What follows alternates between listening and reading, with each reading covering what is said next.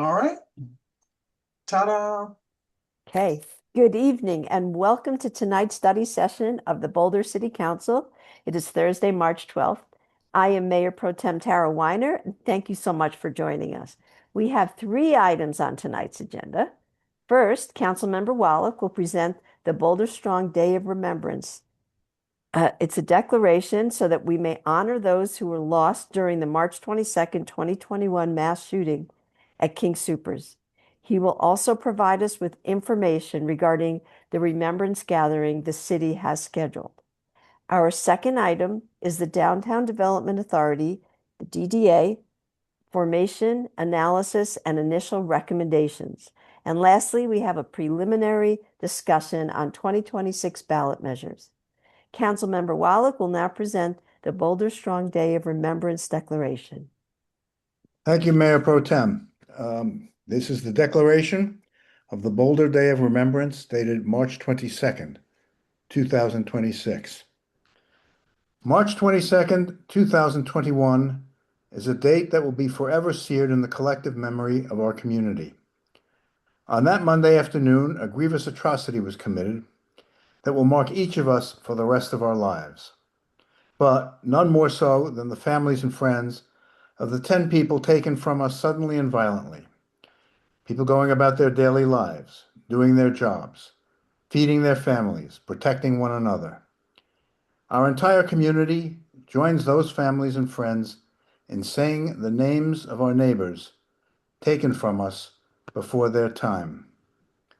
Denny Stong, Nevin Stanisic, Ricky Olds, Trelona Bartkariak, Suzanne Fountain, Terry Leiker, Kevin Maloney, Lynn Murray, Jody Waters, and Officer Eric Talley.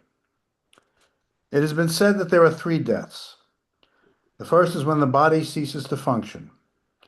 The second is when the body is returned to the earth. And the third is that moment, sometime in the future, when the person's name is spoken for the very last time. Let us never allow this third death of our 10 fallen neighbors. Let us take the time to speak their names, celebrate their lives, mourn their passing. As long as we remember them, they will never truly die. And so, as our modest and humble gesture, the City Council of the City of Boulder declares that every year, in perpetuity, March 22nd shall be designated the Boulder Day of Remembrance. On that day, every year, our community will pause and remember the 10 people who departed. On that day, every year, we will celebrate their lives. And on that day, every year, we will say their names out loud so that in our hearts they will live on. Signed, Aaron Brockett, Mayor. Thank you. And just so people will know, there will be a Day of Remembrance ceremony at the Boulder Museum on Sunday, 3/22, from 3:30 to 4:30. All are welcome. Thank you. Thank you so much, Mark. Now, before we go into our work items, I'd like to outline how the meeting will be conducted. We will review the staff's presentations, and then we will have time for questions. At the end of the presentation, we will conduct our council discussion with staff. If you have questions, please wait for staff to complete their presentation.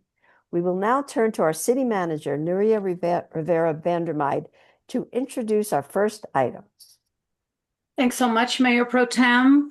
Appreciate this item very much coming forward. This has a long history of your all's sharing with us your intention to make connections between the university and our downtown stronger. And I am going to pass it to our Assistant City Manager, Mark Wolf. But before I do, I just want to lift up that we had a huge amount of partnership in this, and we had 18 folks in our planning group from so many different places, cross sections of our business community, and just want to thank them for the time and the effort they have put into this. I know some of them are here with us today, but just wanted to lift that up. Mark, with that, I pass it on to you. Thank you, Nuria. Good evening, Council. I'm Mark Wolf, Assistant City Manager. I'm super excited to be introducing our discussion on the Downtown Development Authority this evening. Over the past year and a half, in alignment with the 2024-2025 Council priority on economic development, the city, through our new Office of Cultural and Economic Development, has been focused on exploring and implementing new economic development and business support tools that are intended to help bolster our local economy and improve our overall resilience. Tonight, we're looking at a generational opportunity to modernize how we invest in the heartbeat of our city. This comes as we are currently engaging our community in a vital conversation through the Boulder Valley Comprehensive Plan about who we want to be for the next 20 years as a city.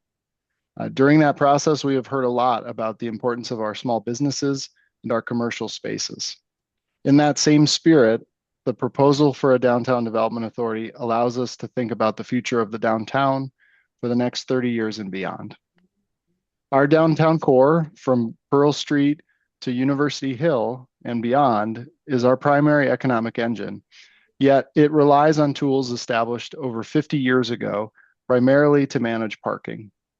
While those districts have served us well, we are now facing a critical moment marked by acute commercial vacancies and flattening revenues. The opportunity and need to proactively cultivate, attract, and incentivize investment in our broader downtown is here. To be fair, there are several different ways and approaches to these challenges.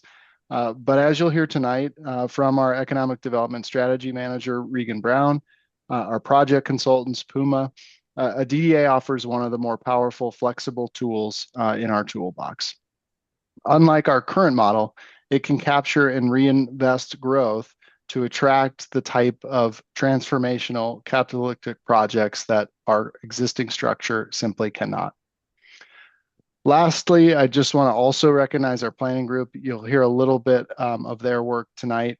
A really impressive mix of our downtown businesses, community members and partners, and just appreciate the time and effort they have put in thus far. And depending on the feedback tonight, likely hours ahead. So with that, I am excited to hand it off to Regan for our presentation. Thank you, Mark. Good evening, Council. My name is Regan Brown, Economic Development Strategy Manager within the new Office of Cultural and Economic Development. I think both Nuria and Mark framed this conversation really well, so we can just dive right in. We can go right into the next slide. So I'll be covering several key parts of this work tonight. First, why we're exploring a DDA and the background and process that led us to this discussion tonight. Second, what a DDA could do in practice, including what the plan of development is and a few examples from other communities. Third, how a DDA could fund reinvestment, including the potential revenue sources. And finally, I'll cover a few policy questions where we're looking for Council's direction before outlining next steps. Next slide. So this is one of the core questions behind this effort. Why are we exploring a DDA? We can go right to the next slide. First, what is a DDA? At its core, a DDA is an economic development tool designed specifically for central business districts within a defined boundary. What makes a DDA unique is something called tax increment financing, or TIF is how I'll refer to it throughout the presentation. Rather than raising new taxes, a DDA captures future growth in property and sales tax revenue generated within the district and reinvests that growth back into the area. Its purpose is to support larger capital investments, transformative projects, and long-term improvements that strengthen the district. Because TIF revenue grows over time, a DDA can borrow against that future revenue, allowing it to really fund larger scale projects earlier than would otherwise be possible. Next slide. So why a DDA in Boulder? This conversation builds on previous discussions that we've brought to Council in the past, including findings on the improvement district analysis effort that we completed last year. That analysis really prompted a broader question: are we using the right tools to support sustained reinvestment in our central business area? As part of that work, we looked closely at existing conditions downtown and on the Hill. What we found is that in parts of those districts, we're seeing stagnation and in some cases erosion in economic activity since the pandemic, particularly when sales tax and property values are adjusted for inflation. At the same time, as Mark alluded to, we're facing new pressures, changing retail patterns, commercial vacancy, and aging infrastructure. Our existing districts, primarily the University Hill General Improvement District, UGID, and the Central Area General Improvement District, KGID, remain important tools, but they were established over 50 years ago, and they were really designed to support parking infrastructure and maintenance at the time that they were established. They weren't originally created to drive economic growth or district-wide reinvestment. So the question that we're exploring is whether Boulder needs a new tool focused on long-term reinvestment and boosting economic vitality. Next slide.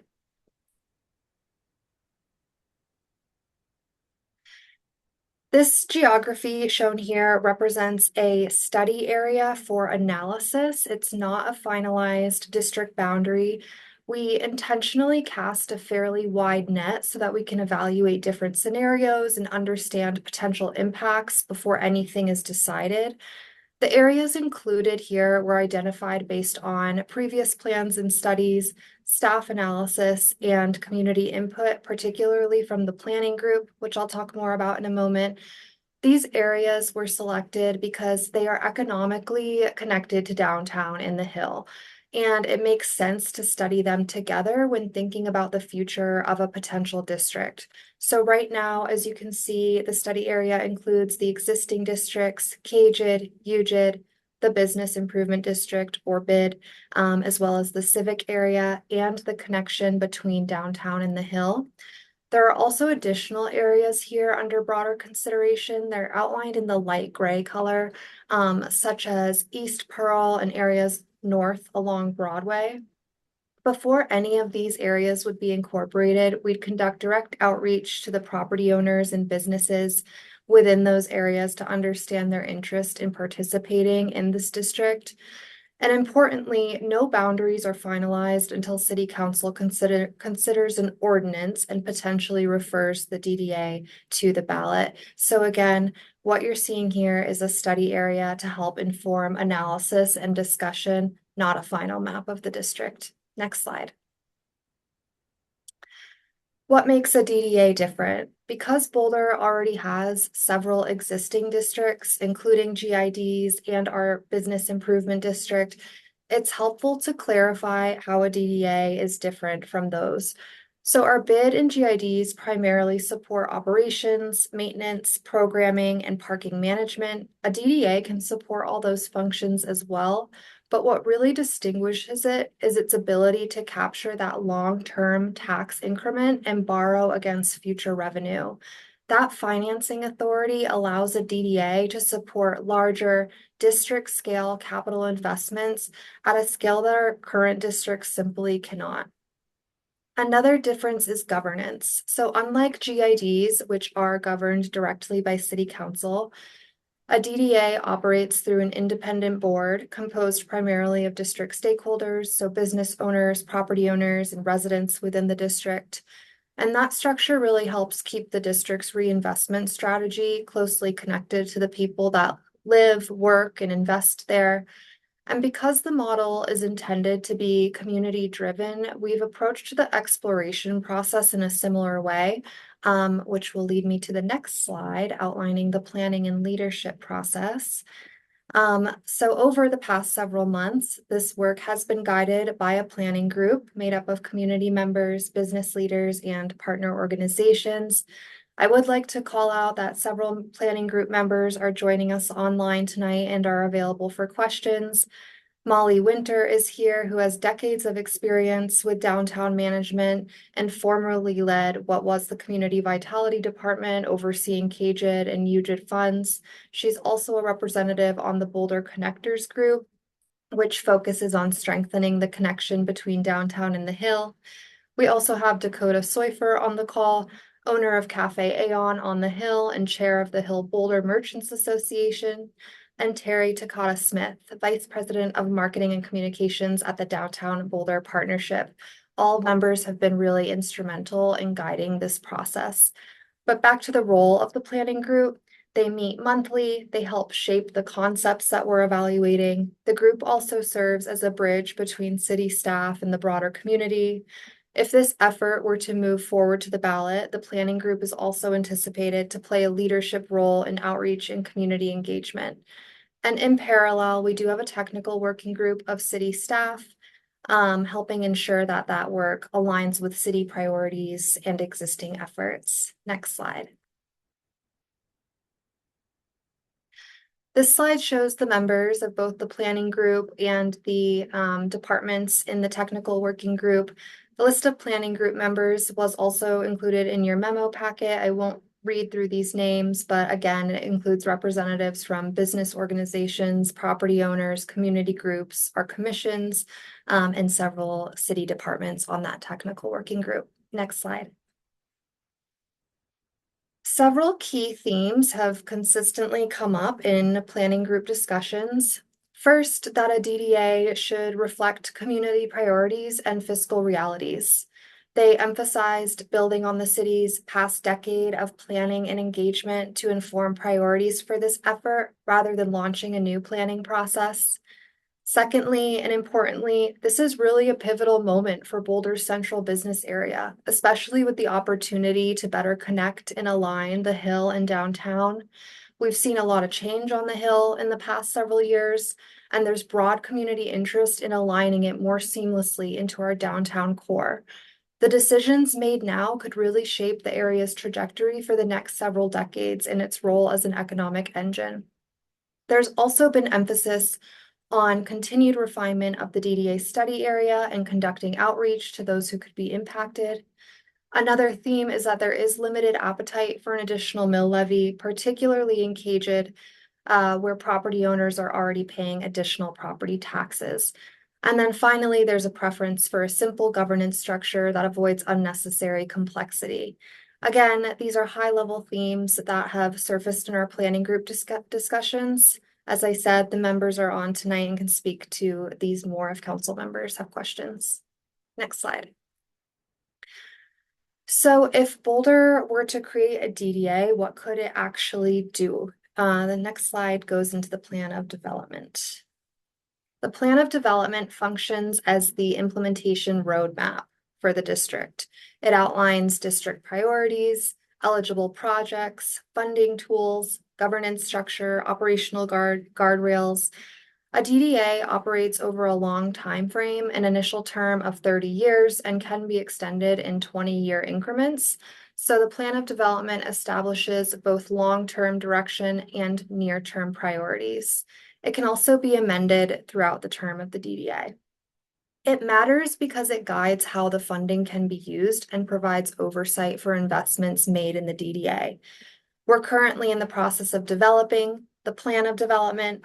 It's been guided by the planning group, informed by past plans and studies. We held some info sessions to gather some additional community input in late January. And as we move forward, it will be refined with council guidance, and it's not final until the DDA board, once seated, approves it. Next slide.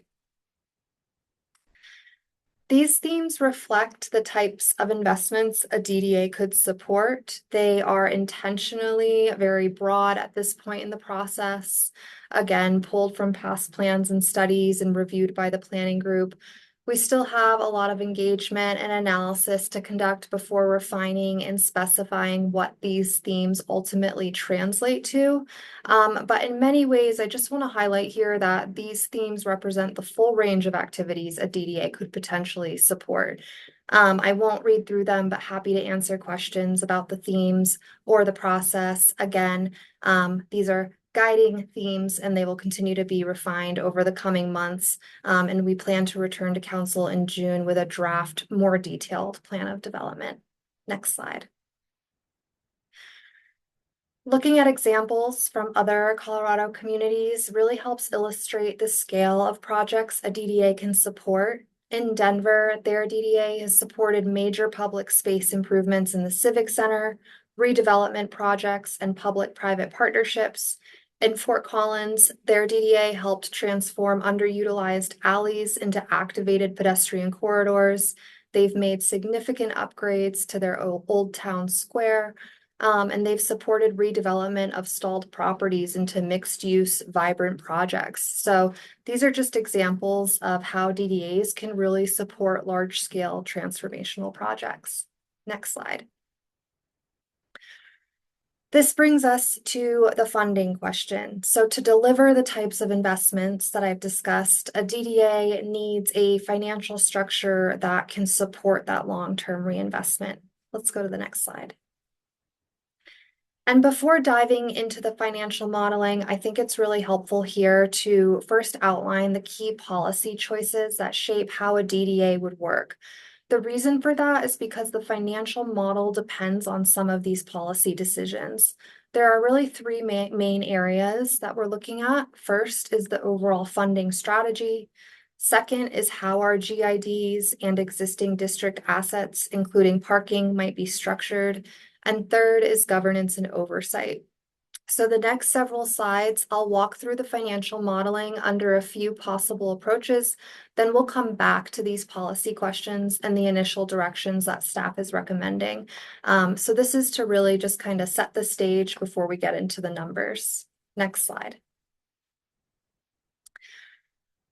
Understanding the funding model. This is an important slide. DDAs typically rely on three main revenue sources. First is TIF, which captures growth in property and sales taxes generated within the district, and it can include all dedicated sales and property tax funds. Second is a voter-approved mill levy, which really provides that stable annual funding. It can also support early DDA operations since TIF takes time to build. We know from planning group discussions, there's limited appetite for additional mill levies, particularly in areas already paying higher property taxes such as Caged.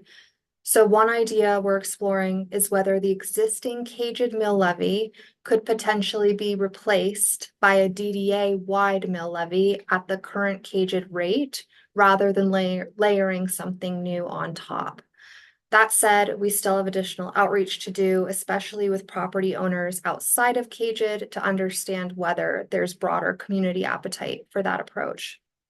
And then the third potential revenue source is other revenues, which could include the parking assets that are currently owned and operated by the GIDs. Downtown in particular has several valuable parking assets. So one of the questions we're evaluating is what it might look like if those assets were ultimately owned and operated by a DDA. So I'll talk about that more in a moment.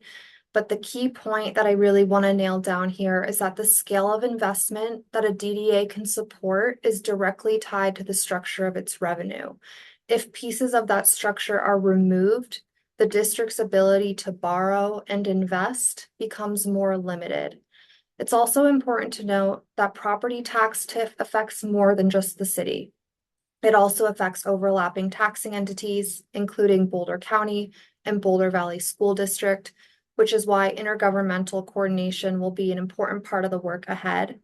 For sales tax TIF, there could be implications for the city's general fund. If council supports continued refinement of the direction that we'll be sharing this evening, staff would come back with a proposed framework that includes safeguards and potential revenue sharing parameters designed to protect the city and provide greater certainty for affected taxing entities. Next slide. This graph illustrates how TIF works. So the DDA sets a base year. Hypothetically, if this moves forward and passes by qualified electors, that base year could be 2026. And any growth from new investment beyond that base is captured and reinvested back into the district.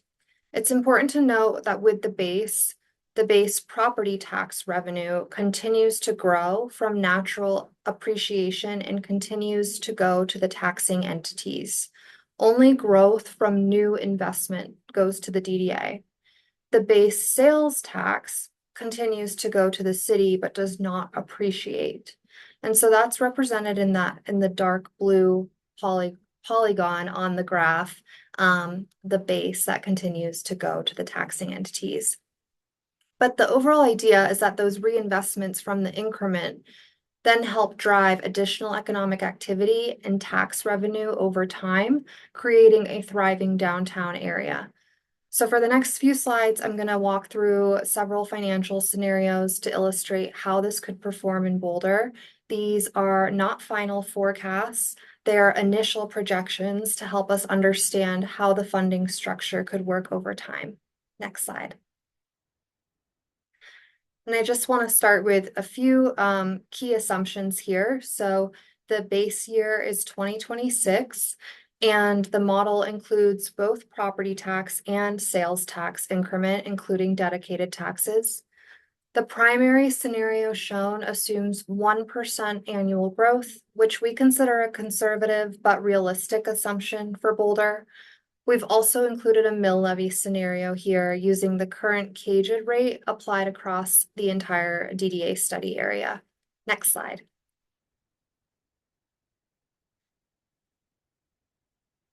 So this slide shows the baseline revenue projections under that 1% growth scenario, which includes the mill levy consideration and property and sales tax TIF.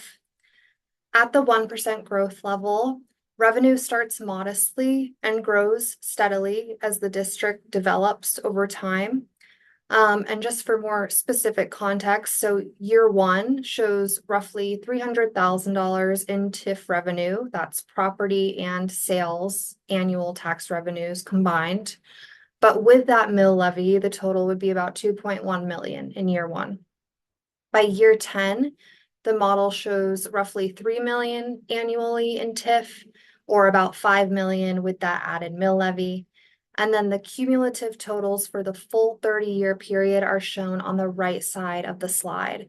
And to clarify, all columns represent annual revenue, except for that last column on the right, which shows the cumulative total. Next slide.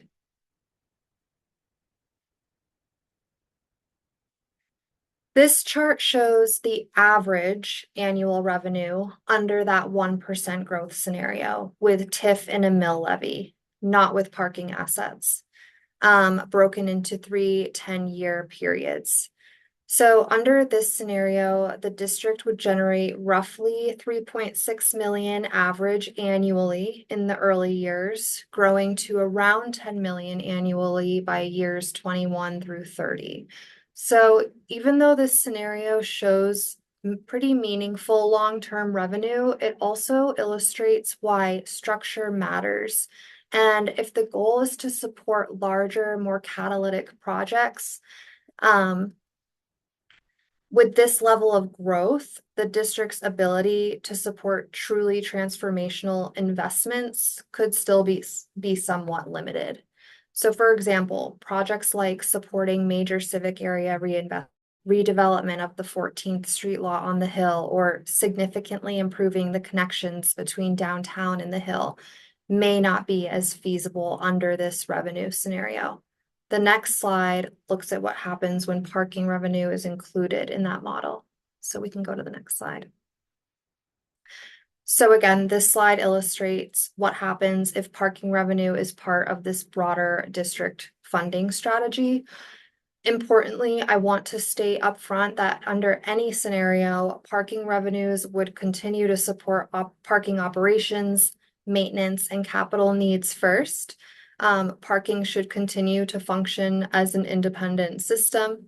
However, the presence of that revenue stream can significantly strengthen the district's borrowing capacity because it provides that stable source of funding.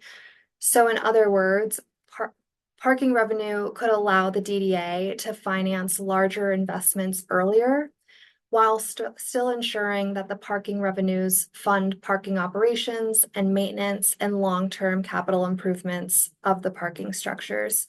As you can see on the chart, the average totals nearly double compared to the previous slide. Next slide. Okay, now we're going to return to the policy considerations that I shared earlier, and we can go right into the next slide. So one of the key policy questions for council is this overall funding strategy.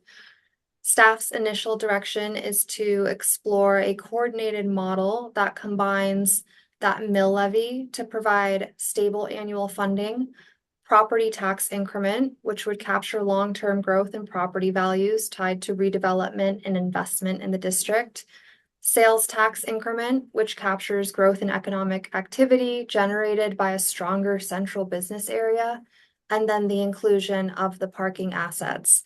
Together, these tools create both stable annual funding and long-term capital capacity. And to be clear, staff's recommendation is to continue refining this approach with really clear fiscal safeguards and revenue sharing coordination built in. So that includes protecting the city's general fund, providing greater certainty for overlapping taxing entities, and establishing clear parameters through the plan of development and any intergovernmental agreements if a DDA were ultimately approved. So the question for council this evening is really whether this is the right funding direction to continue refining with those safeguards in place. Next slide. This leads to the next policy consideration, which is how a DDA would interact with existing district assets, particularly the parking structures.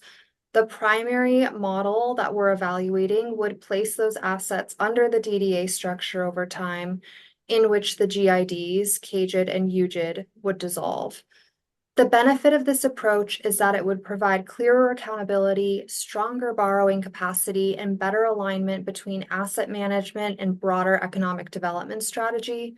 We're also continuing to evaluate alternatives, including models where the GIDs dissolve, but the city retains ownership and the DDA operates the structures through an intergovernmental agreement, or where the GIDs remain in place with it maybe a narrower scope and the DDA focuses on broader reinvestment. So to summarize, what we're really asking tonight is whether council supports continued refinement of this model as the leading direction, while that additional legal, financial, and operational analysis continues, as well as what a structured and seamless transition would look like. Next slide. This slide outlines the governance structure established under Colorado statute, as well as council's role. A DDA board must include 5 to 11 members of district stakeholders, along with a city council representative. Members are appointed by the mayor and confirmed by council. And regardless of the governance model, council really still retains significant oversight, including appointing the board, approving the annual budget and operating plan, and authorizing any borrowing or ballot measures, including a mill levy. So while a DDA can provide more focused district capacity, it would still remain connected to city oversight and accountability. Next slide. DDAs can operate under two models, one being more tied to the municipality with city staff overseeing financials, administration, and operations. The alternative is an independent standalone entity with its own staff managing those components. Staff's initial direction is to explore a standalone DDA model with a transition period built in. This approach would ultimately provide dedicated capacity and strong community leadership while still maintaining city oversight. And if a DDA were formed, we would anticipate roughly a 1 to 2 year transition period during which city staff would provide administrative and financial support. That phased transition would allow the city, likely with consultant support who has experience in the administration of DDAs, to help us get set up for success and ensure the DDA is set up to function as a stable and accountable entity over the long term. Next slide. We can go right into the next. So in terms of next steps, and depending on council direction tonight, we'll continue refining the plan of development through the spring, as well as financial modeling, including fiscal guardrails, legal analysis, community engagement, and boundary refinement. The goal would be to return to council in June of this year to determine whether to refer formation and funding measures to the ballot. And if referred, the election would occur in November of this year among qualified electors within the district. Next slide. So outlined here are the questions for council that are also included in your memo. I know that was a lot of information, but in summary, the goal of tonight's discussion is really to make sure that we're heading in the right direction before we continue drafting the plan of development and refining the financial structure over the coming months. So with that, I'm happy to hand it back to Councilmember Weiner and open it up for questions. Thank you so much, Regan. That was an excellent presentation. You made DDAs almost easy, but not quite. Okay, let's start with clarifying questions, and I bet there are plenty. Okay, Tina. Okay, thank you. So I have a couple starting questions, and the first I have is in the civic area, there has been some talk about a farmer's market, and it appears that that area is also in the proposed new DDA, but I'm not sure. My question is, who would invest to make that farmer's market idea happen? And then would the increment go to the person who invested or just the DDA, regardless of whether it's the city or private entity or the DDA itself? That's a great question. Thank you. I may pass that one to Mark, if that's okay. Yeah, happy to take that question. It is currently within the study area for the boundaries of the DDA. We have issued a request for interest for that entire block, what we call the East Bookend, as a part of that request for interest or RFI. We did include a vision of a permanent year-round farmers market presence.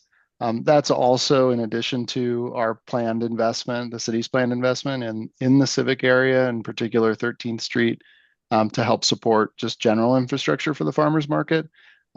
We are currently reviewing the interest proposals, if you will, that we received. A lot of great ideas so far in imagining what that looks like. The exact financing structure, that will be a part of the next step, which would be a request for proposals, where we actually start figuring out what we want in a partnership. That's where we would potentially outline the role of a downtown development authority, depending on any action that happens in November. I think in general, we would contemplate the use of tax increment financing there, depending on the scale and scope. We also have a tremendous amount of leverage as a city, given that we own a lot of the land and buildings. And so remains to be seen exactly if we need to use such a tool in that area. But so far, we're on a really good path to realize the vision of a more permanent or more robust presence of the farmers market on that block. And the increment, though, would go to the DDA? That's right. So if it was in the boundaries of a DDA, as those parcels were to revert or to move to private ownership, the increment of property tax would go to the DDA if it was included in the district. Okay. And then the other piece is there's some work being contemplated for the district, the mall itself, and the civic area by the Parks Department. Would those financing streams change at all? And would any of the maintenance of those places change in the DDA structure? That's a great question. I think those details are still to be worked out in terms of what the DDA's role would be, but there is certainly an opportunity for the DDA to support those projects financially, including the maintenance and operations of both those projects. I don't know if there's anything you want to add to that, Mark. Yeah, and it would just be helpful to know if the DDA might take over some of the maintenance and operations that are, and expected by business owners in downtown. To the benefit perhaps of parks, but also to lessening the ability to do more transformational work under the DDA. The other question I have is, are we already revenue sharing in this area through CAGID with any other entities? I can't remember where we ended up with Sundance and some of the hotel. Is there any revenue sharing going there? We do have as a part of our overall contract with the Sundance Institute, we do have some sharing of parking revenue associated just with the period of time of the festival, and so we would need to account for that if the structure of Caged were to change. So that would just be incorporated into the guardrails. That's right. Okay, and then the other piece is when we take the vote, we're extending the area to people who haven't had this mill levy tax before, so they're new and they tend to be on the perimeter of the new zone of the DDA. Would we consider having it where at least 50% of those people have to agree when we do the vote, or is there a way to do that or a precedent so that it's not, if they're not the majority, that they can't be, if they all oppose it, they can't be taxed by the main people who are already being taxed, who would just benefit from their mill levy revenue? That's a great question, council member. My understanding is that all the way the voting works is the qualified electors within the district boundaries vote. And it's the majority of those who vote. And I may have Brad speak to the specifics of that unless I nailed it. Yeah, and that's correct. It would be a majority vote from the entire district, and various sub areas would not be able to stand alone on their own, which I think was part of your question as well. Right. I was just wondering if we could at least have 30% from each section, the new section and the existing section, just so it feels like something's not being done to someone who may not benefit as richly from a connector, in that case. And One then, thing, if I yeah, might add to that, Tina, sure. and Brad, when you're we're done, if you want to introduce yourself just for the record, that'd be helpful. Um, the other thing to note is that in terms of scale, we think that if you're not in Caged right now and paying that additional mill levy, the additional mill levy for those not in UGID or Caged, on the average value of commercial property within the area is about $200 to $400 annually. For those within UGID that would see a property tax increase, that's probably about $100 to $200 annually. So the scale on the mill levy isn't huge, but that being said, we still have additional outreach to do, and certainly if an area was not so warm to this proposal, that was something we would consider from a policy perspective of how broad to make the district. We could also use the public right of way. And so that if there were future properties that wanted to opt in, essentially petition into the district, they could do that without being in the initial boundaries and paying the initial mill levy. So there's some policy options that you all can consider. Okay. And then my final question, sorry for taking so much time. Picking 2026 is an interesting year because it's the baseline before Sundance. And clearly in 2026, there hasn't been transformational work done to merit the increment. Is there a benefit to the city to use 2027 as the baseline, and then that might be more reflective of incremental or transformational work done by the DDA, or is there intentionality? That's a great question. It's an option that's on the table, and it's something that we're working with our colleagues in finance to determine what would the best base year be for this effort. And can we vote to have the base this year, but have the base year be 2027? It doesn't have to go into effect immediately. It does not. It is whenever the DDA is established and the board essentially forms itself. I believe that is the trigger when the base, it's essentially the point in time for sales tax. So if a DDA were to be created by voters in November and not establish itself more formally until March or April, then your base starts at that point. And so that's one potential, is that just the sheer timeline of this. The other is, to Regan's point, and the city has an opportunity with the DDA to establish a revenue sharing agreement, which you could outline when a base year would start or how much of revenue on the sales tax TIF would be shared, for instance. So those are all possibilities. Okay, thank you so much.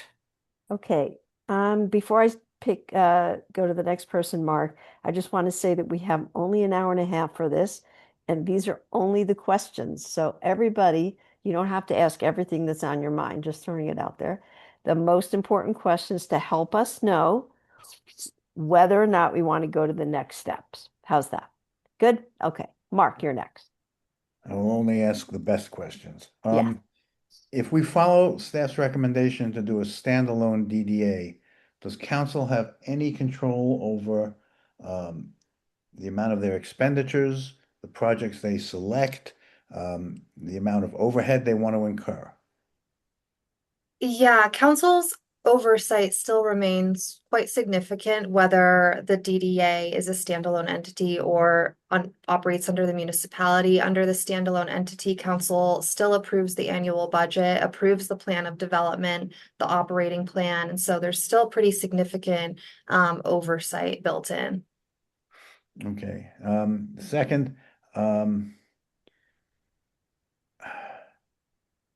I did not, maybe I just read this wrong, but does the TIF require a vote of those in the district?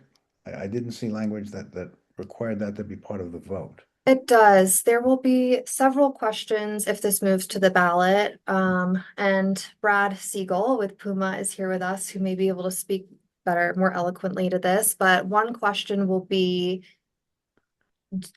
just in regard to establishing a DDA. The other question would be, do you authorize the DDA to utilize TIF? Is that correct, Brad? Just for the record, I'm Brad Siegel. I'm the president of Puma, Progressive Urban Management Associates. We've been advisors to the city on both the DDA and the prior improvement district analysis. In terms of the ballot that would go to just electors within the boundaries of the DDA, the ballot would have several questions. And there would likely be 3 or 4 questions. One question would be on the creation of the DDA itself. Should we create a DDA? A second question would relate to the item you just brought up. So the second question would authorize the collection of tax increment. A third question could address a mill levy. And a fourth question, which is not currently contemplated, could address any borrowing or bonding. So at this point, we're anticipating those first 3 questions, and any potential bonding or borrowing could go back through council to the electors at a later date. Okay, just a couple quick questions. The bonding on TIF revenues, are those bonds secured simply by the revenues themselves? By the future revenues. Okay, so Yes, yeah. okay. And last, are these questions going to be on the general ballot? Because it's going to be highly confusing to people when they see this tome, this all of these questions and all of this data, and people are going to think, well, I have to fill that out too. How are we going to relieve people of their confusion and anxiety when they see all of these decisions that have to be made and they're not part of the district? So my understanding is that an additional ballot will be provided to only the qualified electors within the boundaries. Thank you. And those are my questions. I hope that was quick enough for Tara. It was. All right. Next for his quick questions is we're going to Rob. It's going to be so fast, Tara. I just have a question on the legal structure. Would the DDA share the city's legal, and would they be liable for their own debt? Would the city be liable on the hook for that debt as well, should something go sideways? I may punt that one to our city attorney's office. Teresa, do you want to take that question? I'm happy to. So as a separate legal entity, the DDA would have their own legal representation. And I'm sorry, council member, what was the second part of your question? Just the liability piece of it. Is the city liable for slip and falls or debt not being repaid, or is that all within the DDA itself as well? That's all within the DDA. It is, as its own legal entity, it assumes its own liabilities. Gotcha. That's all I have. Thank you. Thanks, Rob. By the way, all these questions are great. I don't want people to think I don't think they're great. They are. Next, great and quick question, Matt Benjamin. Nope, that's not I true. think the Aaron mayor goes Brockett. first. Yeah. Aaron Brockett. Mayor Brockett, you're next. Chopped liver over here. Thanks, Tara. One question. Okay, so with the TIF revenue, it's not going to come from existing properties, right? Their natural appreciation is not going to contribute to the TIF revenue. But you said that as investments are made, then the increase in revenue from those investments would then become part of the TIF revenue. How does that work for something like an alley activation, where it's hard to assess how that investment in the alley is then playing into increased sales and property taxes? So how do we determine what gets included in the TIF revenue? That's a great question. Brad, can you speak to maybe examples from other communities, or do you have any more insight on that? Sure. It's a great question. And this is all determined by the assessor. So your county assessor has a method for determining what part of a property's improvement is from appreciation, and then also some distinction in terms of what new investment might be. I will say this is also hotly debated throughout the state among different assessors because it can get a little cloudy. But the quick answer is this would be determined by the county assessor year to year as properties are evaluated. Good to know. So not our problem, in other words, but and the Cynthia Braddock's Correct. very good at her job, so I trust her to do a good job with that too. That's all I got. Thank you. Thanks, Mayor. Next, we have Matt. Yes, so sticking with the governance question, what was presented was like 1 to 2 year ramp up supported by staff and consultants. And I guess that's kind of the first I'm hearing to some extent of the understanding the longer runway to which staff is going to maybe have a pretty heavy involvement. So I just wanted to get a sense of how much of that involvement is, because we have quite a backlog of economic development work that we want to do. So I'm just kind of wondering where that staff capacity is to do those things, and if maybe we need to have different expectations about tackling office vacancy and incentives and other business support, things that we all want to get going on. So I'm just kind of wondering how that maybe impacts the next couple years of work from the Cultural and Economic Development Department. Yeah, absolutely. No, that's a great question. It would require some staff capacity, but we would bring on additional consultant support. We have brought on a consultant that has experience in administering DDAs day to day. And so the goal would really be to establish the framework before then deciding kind of the permanent operational model on day one. It really just buys us that runway. But we'd lean fairly heavily on that consultant support during that ramp up phase. Okay, I appreciate it. Thank you. Is that it, Matt? Great. Okay, now we have Taisha.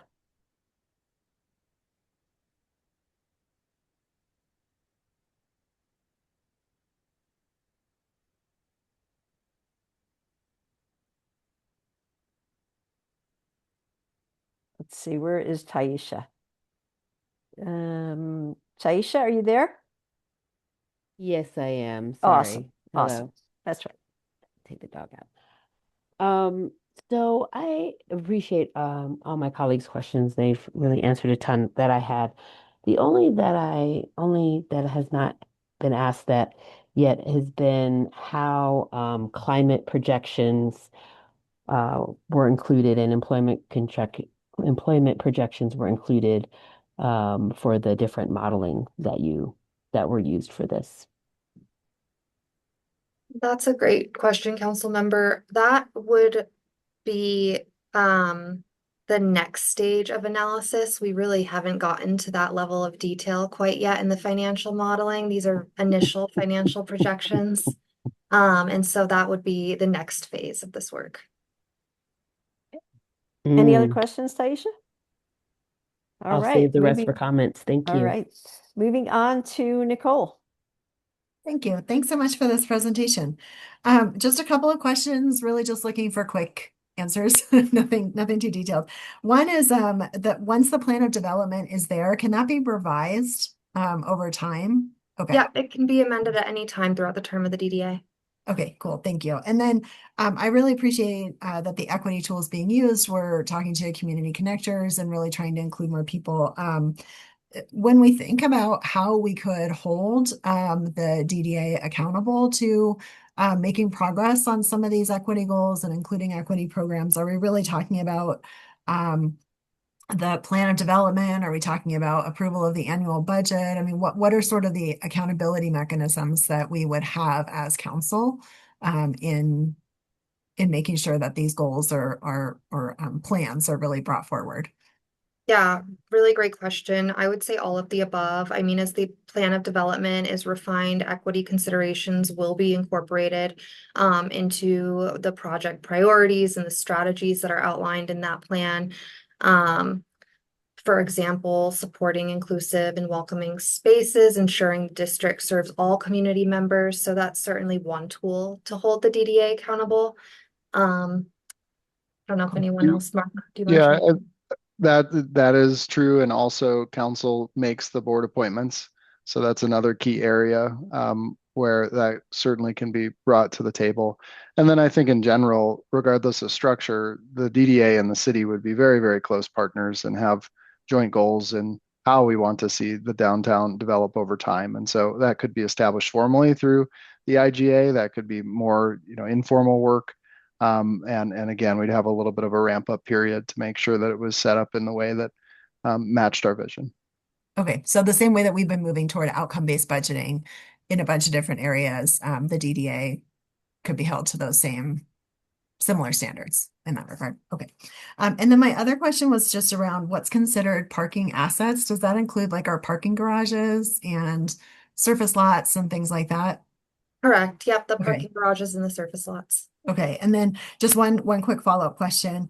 When we were considering the library district and how that was formed, we did not want to give over the assets, the buildings to the library district. And I'm just curious what makes the DDA different that we would think about handing over assets like parking garages and, plots of land and things that we use for parking?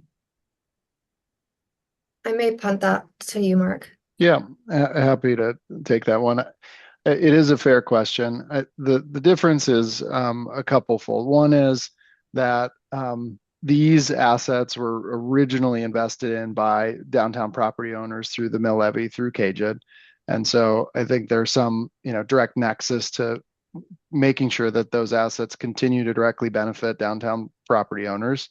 And then related to that is the flexibility, especially in the short term, with knowing that TIF is generated slowly because we're mostly built out in the downtown, and the property tax mill levy will only generate so much. And so I think if the goal is to kind of have that shot in the arm, if you will, from an economic perspective in the downtown, you need something kind of backing it to provide that flexibility. And so that is kind of what has led to looking at the parking assets as perhaps that way to provide that shorter term flexibility. Thank you. Excellent. Whoa, sorry. Now we have Ryan. Just one question about costs. So if we're being considering whether to move forward or not, how can we think about the just kind of baseline costs if we say to move forward? What does it cost us? Like in terms, Matt got it some of this with staff bandwidth, but I'm also thinking more direct costs, consultant fees, other fees. So what's like the kind of operating cost as we go forward that we will have to, we will be responsible for no matter what happens? That's a good question. And there are certainly trade-offs when evaluating or considering a DDA. In I think this is what you're speaking to, but correct me if I'm wrong. In the earlier years, the fiscal impact is fairly small because the increment starts small. So in the financial model that I presented, the first year increment is around 300,000. Are you referring to the operating cost or the revenue sharing with the city? I guess I'm a little confused by the Yeah, question. sorry. I'm just thinking about this in terms of this is an opportunity to use financing to pursue investments. So I'm just trying to think about the cost side of it, like just to move forward. What are the direct costs that are associated? Like if we do the bare minimum going ahead, what does this cost us? Like per year starting now. I suppose it would include consultant fees, probably staff salaries to some extent. But I'm just trying to get a sense of the overhead, the financial overhead of going forward. Yeah, I appreciate the question, Ryan. So there have been costs to date, certainly staff time, consulting costs associated with that. I don't know the number off the top of my head, but I think in general there's a broader city interest, certainly supported by council's policy direction in exploring this. And so if we continue, there will be associated costs. Those are shared across several funds, including the general improvement district, since there is an interest of those districts in the future. Um, Similarly, if we were to move forward and actually create it and then operate it essentially on behalf of the DDA for a period of time, all of those costs would be reimbursed by the DDA if we were in that arrangement, and we would outline that in an IGA moving forward. So certainly there'd be some kind of costs that we wouldn't get reimbursed for that we're doing right now, but I think as a part of the city's work plan and thinking the connections and importance and relevance to the whole city. That is why we've continued to spend time and resources in order to explore this project. Okay, so what I'm hearing is going ahead, it's kind of de minimis to say yes. As far as costs go, as far as cost overhead, this isn't something yeah. Okay, fine, thanks. Okay. Now, before we pick Mark, I'm assuming you have an emergency double dip. Yes, an Okay, emergency. before we pick you, I'm going to ask one or two questions if that's okay. Oh my God, go ahead. Okay, so my first question is for staff. Can you just explain in a very short manner why, remember that slide when you had two options, one where we were more involved than the other? Remember that slide, Regan? Yes, the governance Yeah, structure. why did the city feel this was a better option to be not involved or less involved?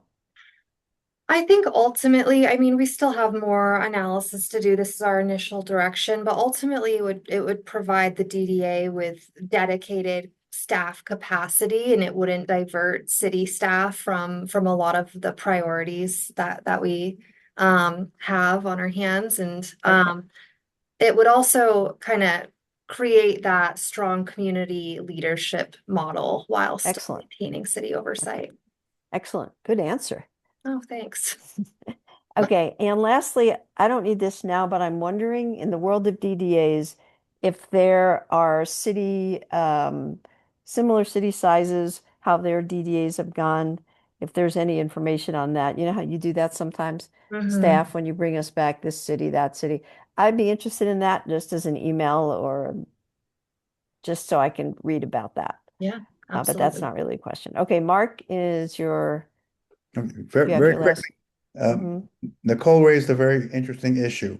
As the DDA is not eternal in its lifespan, I assume there'll be some form of reversion of all property in the DDA back to the city when it dissolves.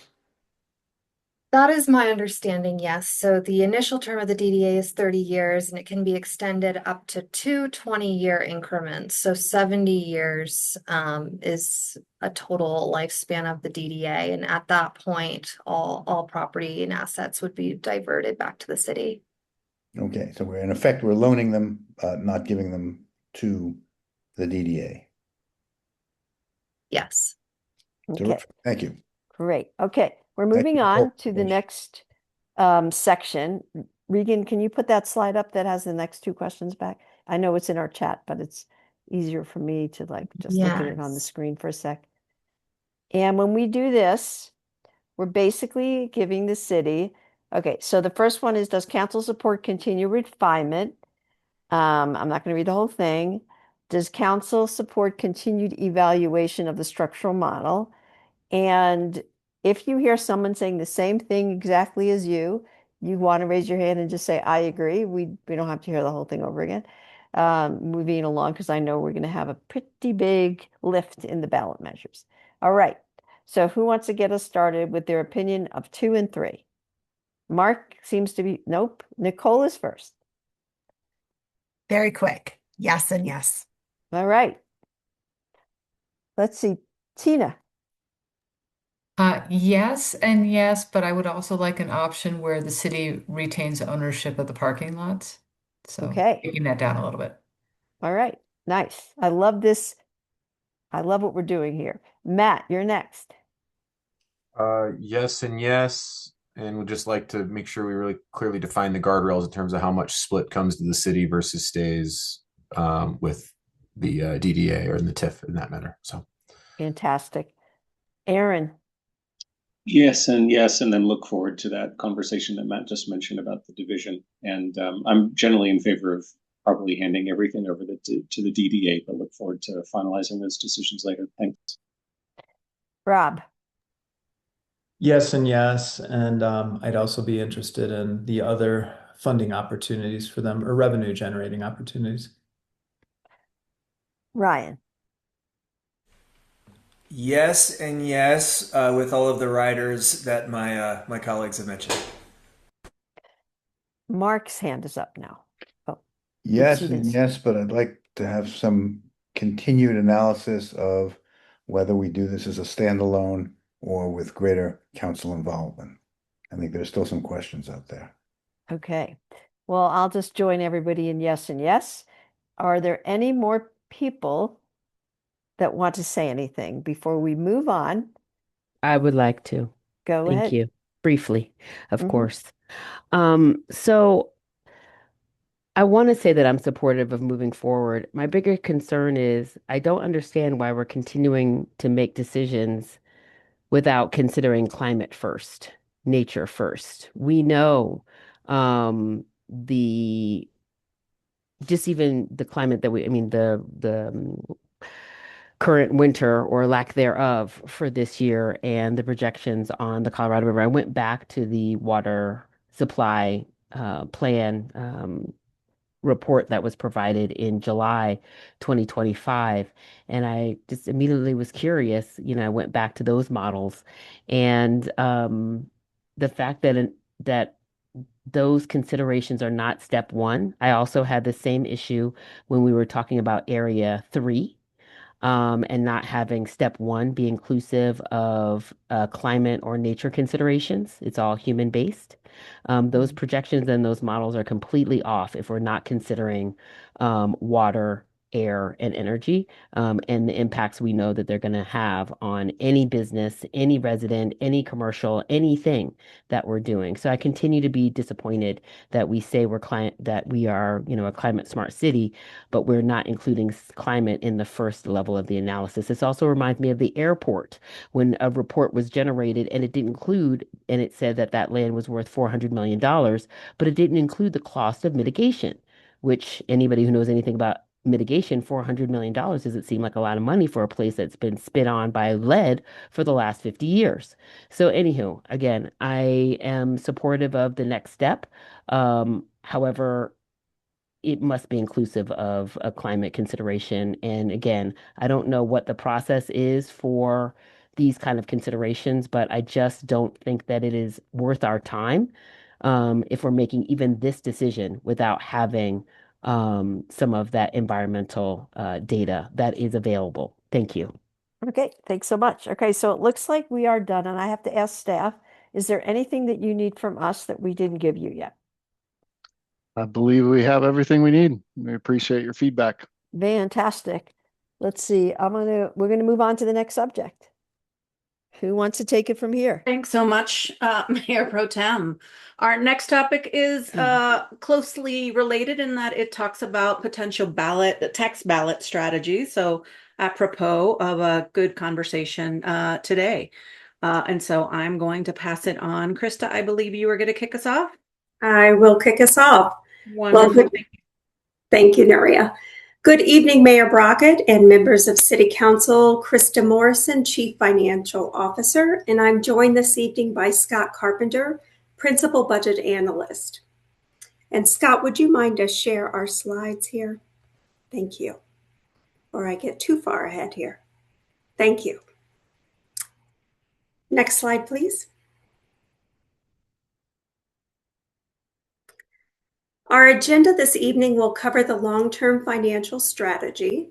We'll start with an overview of the long-term financial strategy, review our progress to date, talk about what's ahead for the long-term financial strategy for 2026, and our focus this evening will be the potential 2026 tax ballot measures.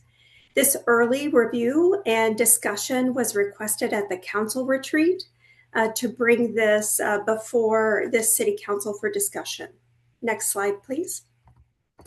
The long-term financial strategy focuses on the development of a comprehensive citywide strategy to help guide financial decision-making and long-term financial health of the city. Sustainability, equity, and resilience, also known as SUR, serve as the guiding principles that influence changes to financial decision-making, financial planning, processes, and policy decisions. Alignment with the SUR framework supports the strategic planning foundation for the organization.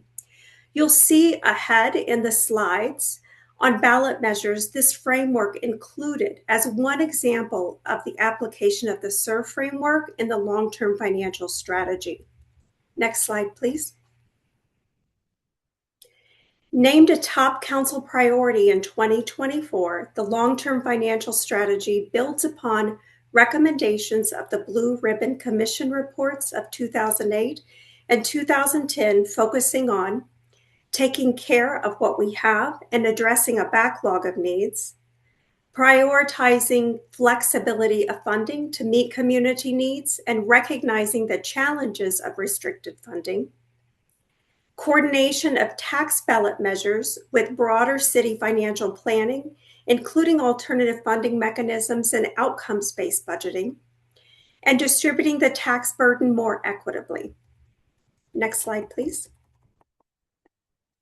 While this council is very familiar with the long-term financial strategy, as it has been a council priority since 2024, I think it's important to take a step back and highlight why the long-term financial strategy work is so important for a sustainable Boulder.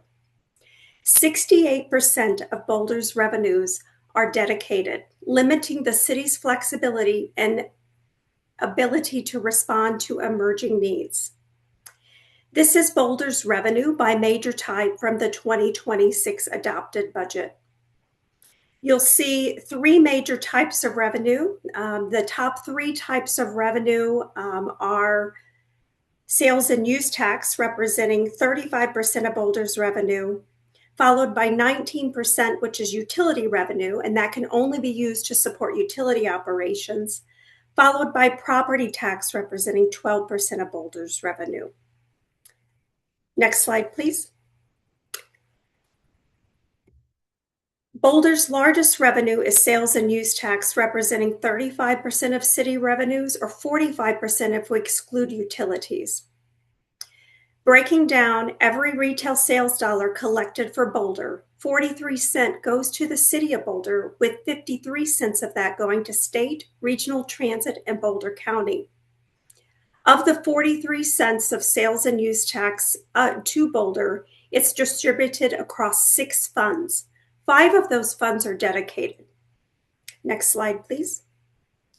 Boulder has among the highest rate of dedication of its sales tax in the Front Range.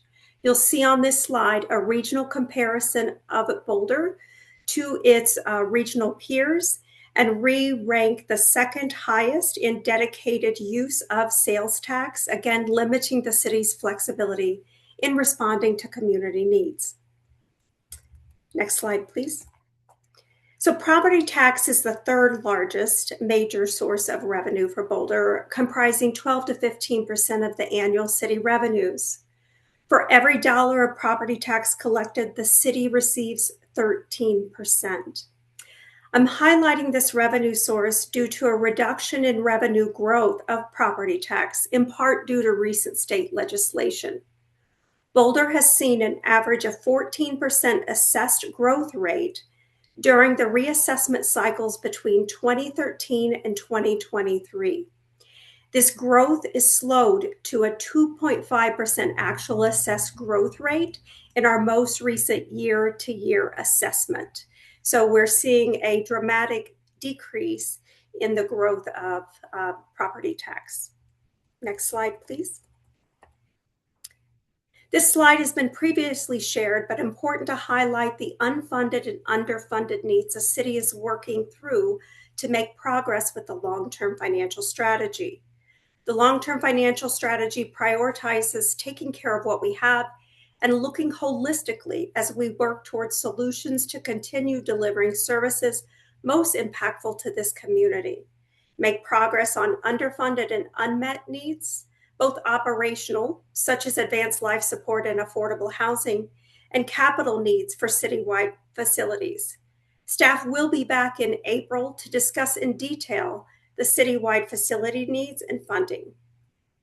In summary, flattening revenue growth, highly restricted revenue sources reduce the city's flexibility to maintain existing service levels.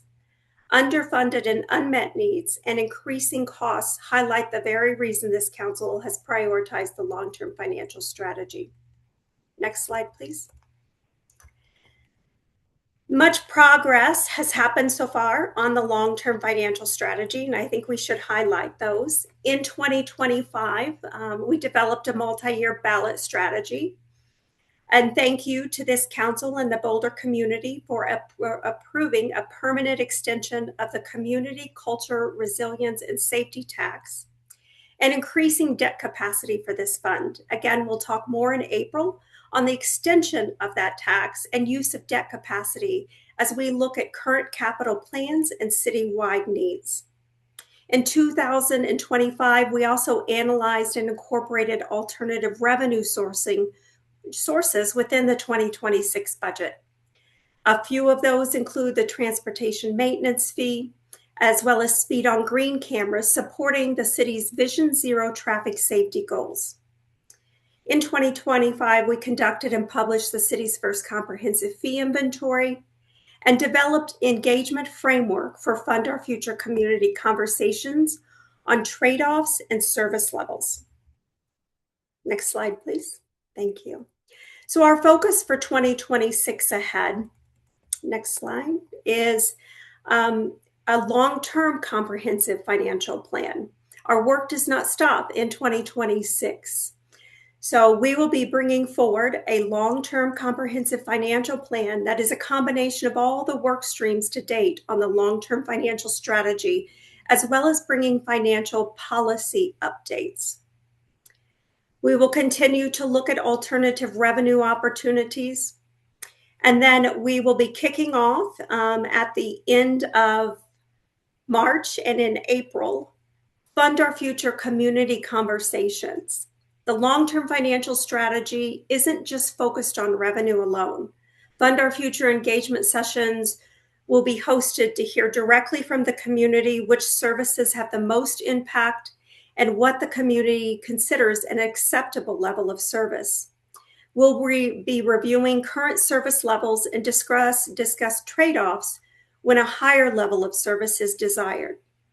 Stay tuned next week for those session dates and times. There will be both virtual and in-person options available for those community conversations.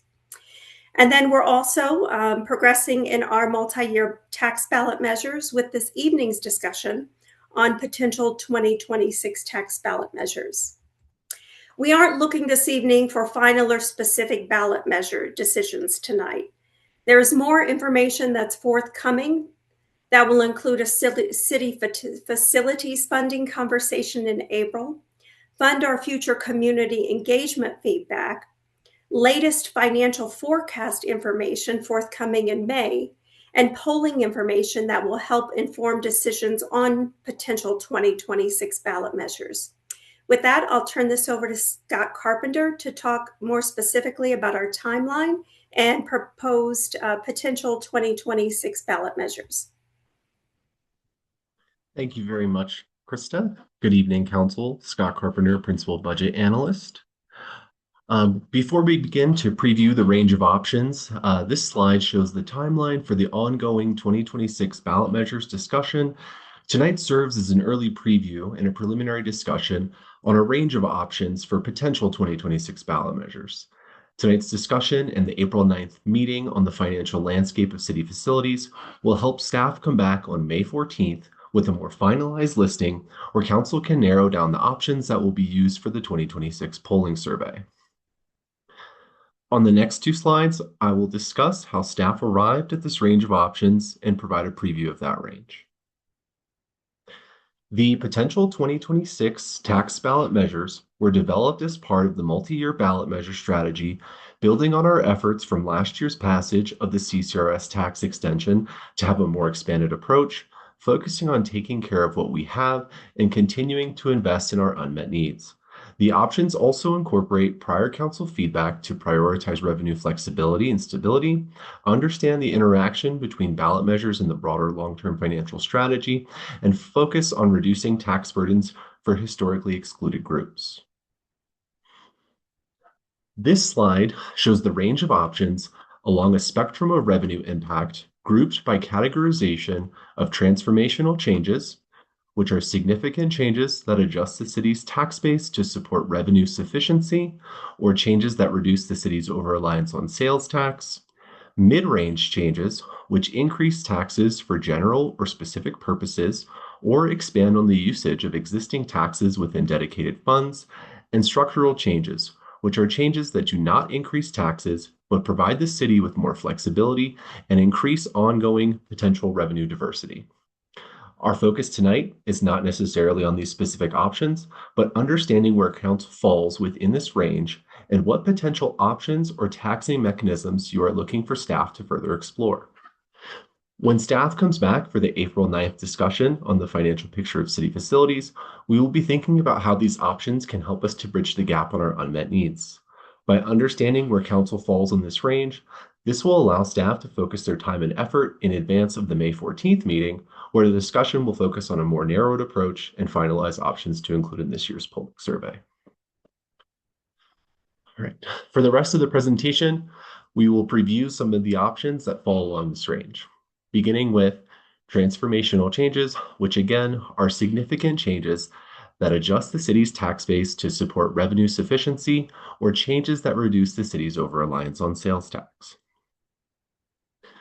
The first ballot measure option is a sales tax on services, which proposes to remove the sales and use tax service exemption from selected services or potentially all services. This diversifies the city's sales tax base and better aligns it to match the current economy where approximately 2/3 of consumer spending is on services. By diversifying the tax base, revenue is significantly increased, which provides the city with sufficient revenues to fund city services and capital infrastructure and maintenance needs. Sales tax is the most regressive city tax, as people with lower incomes spend a higher percentage of their income on goods and therefore sales tax. By excluding services, the regressivity of sales tax is worsened.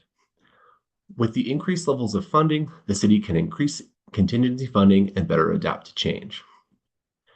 There are some legal considerations with this option, as the city would be the first mover within Colorado to implement a broad service exemption for sales tax.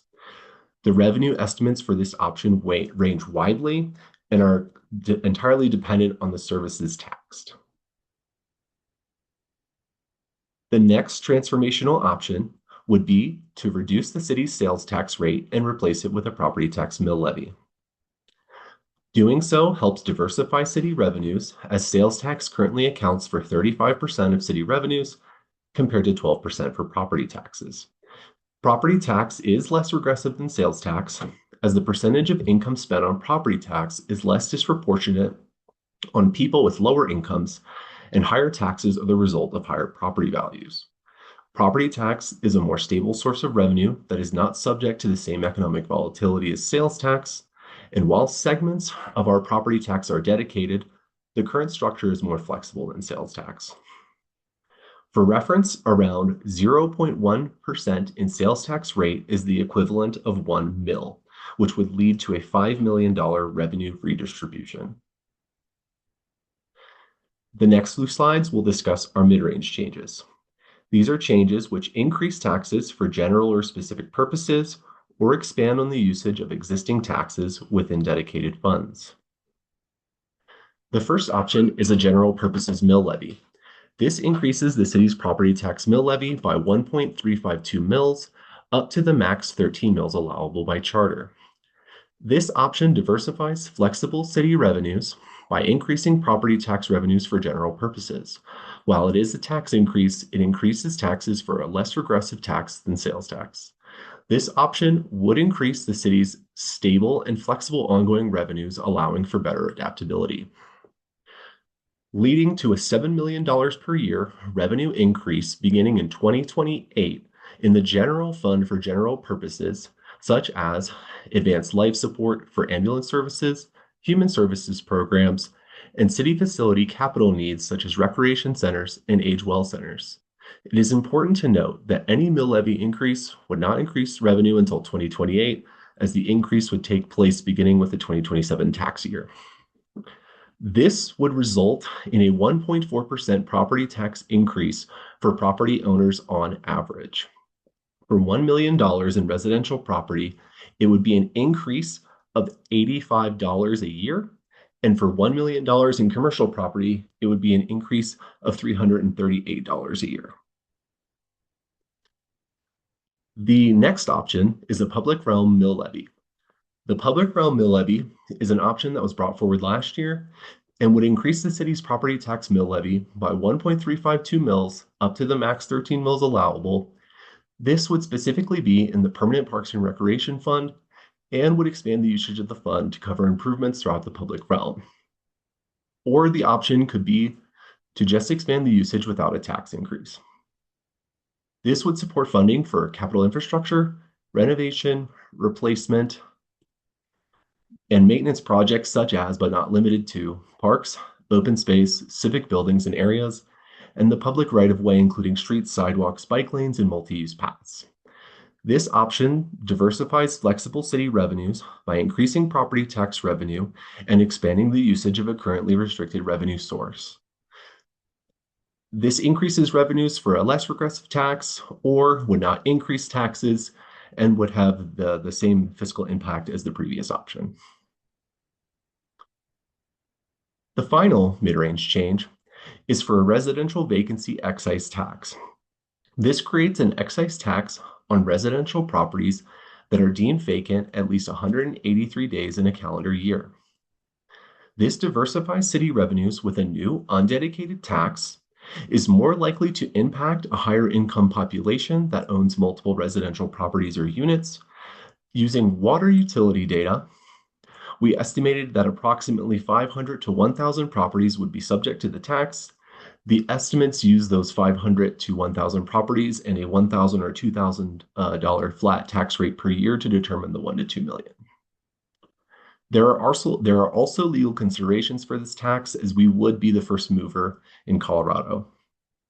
The state legislature attempted to produce enabling legislation for a vacant property or excise tax. However, that tax did not pass, but it could have the potential to succeed in future sessions. And lastly, moving on to structural changes. Once again, these are changes that do not increase taxes, but provide the city with more flexibility and increase ongoing potential revenue diversity. The first structural change is a general fund debt authorization. This option would ask voters to authorize the general fund to issue debt, which it currently does not have the ability to do so. Staff is grateful for voter approval of the CSRS extension and debt authorization from last fall, and with that, we do have additional flexibility. However, that is currently our only source of flexible funds for capital infrastructure, and staff considers having this option within the general fund as a best practice.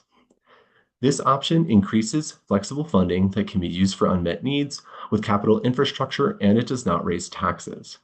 Staff are currently evaluating a range of options between $75 and $100 million. If council is interested in exploring, we would come back to council with more detailed options in May. Next is an increase in the property tax mill levy cap. The city currently caps the total mill levy by charter at 13 mills.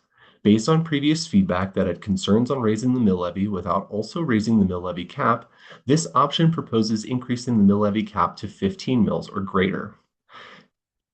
It is important to note that council does have the option to increase the mill levy and borrow against it for debt above the cap.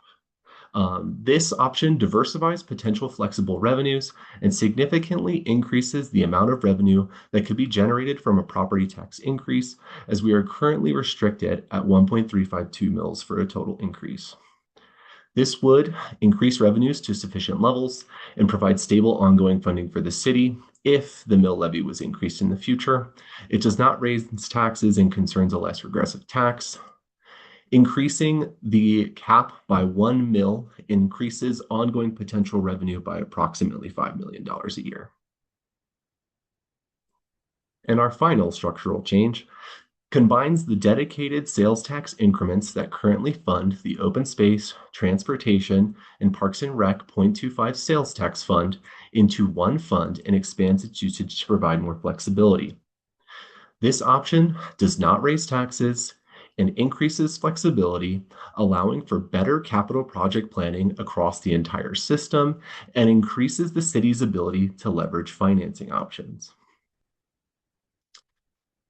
And with that, we are on to our questions. I would like to reiterate that staff will be coming back in April to discuss the financial picture of city facilities and discuss unmet needs. And we will be thinking about how these options can help to support those unmet needs. And then once again, we'll be coming back in May with a more narrowed listing based on your feedback.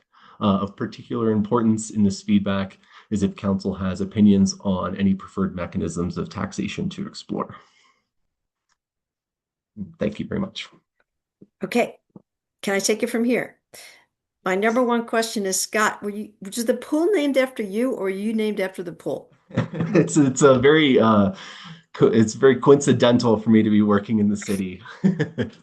Yeah, just kidding. Okay, I'm going to have a few guidelines because I'm a little bit worried about this conversation, gang. So this is what I would like to do.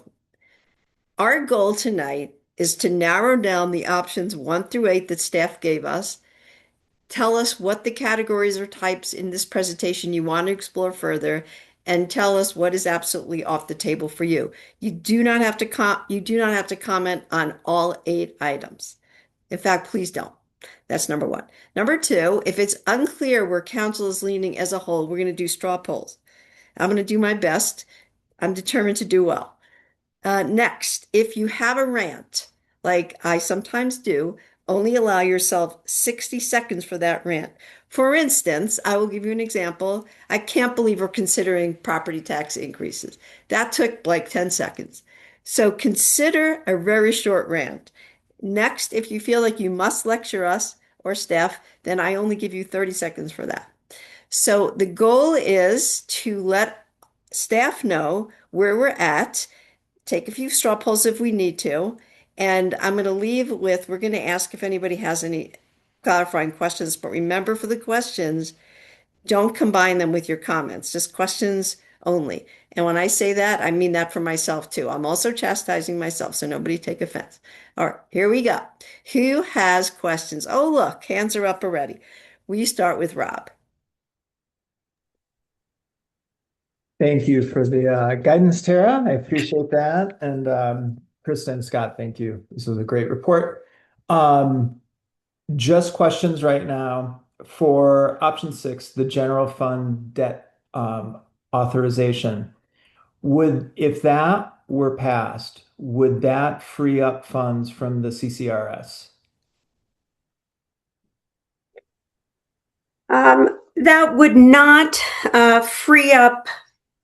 It gives us options, I would say. It gives us capacity to finance. I don't know that that would free up dollars, but it does give us options. If we add debt to the general fund and we do debt finance, that is an additional cost that is not planned in our existing general fund. So there will need to be a trade-off or additional revenue offsetting that.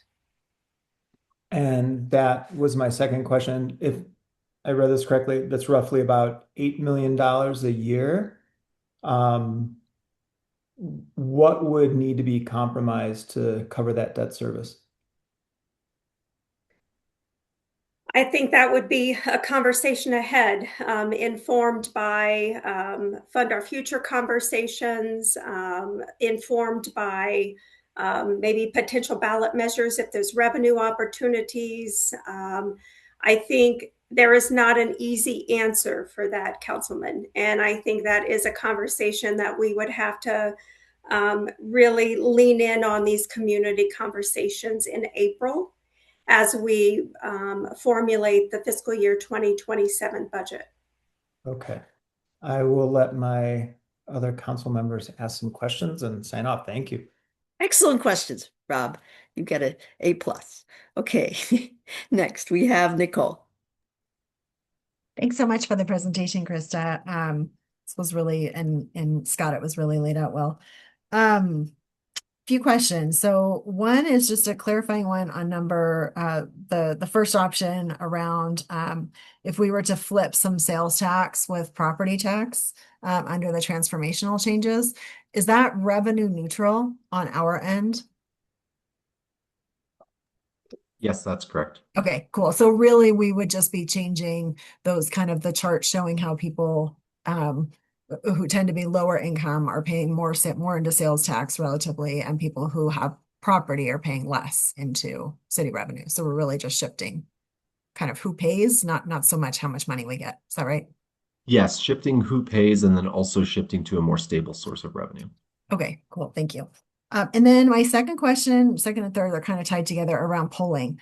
When we're polling, can we sometimes get different results from year to year?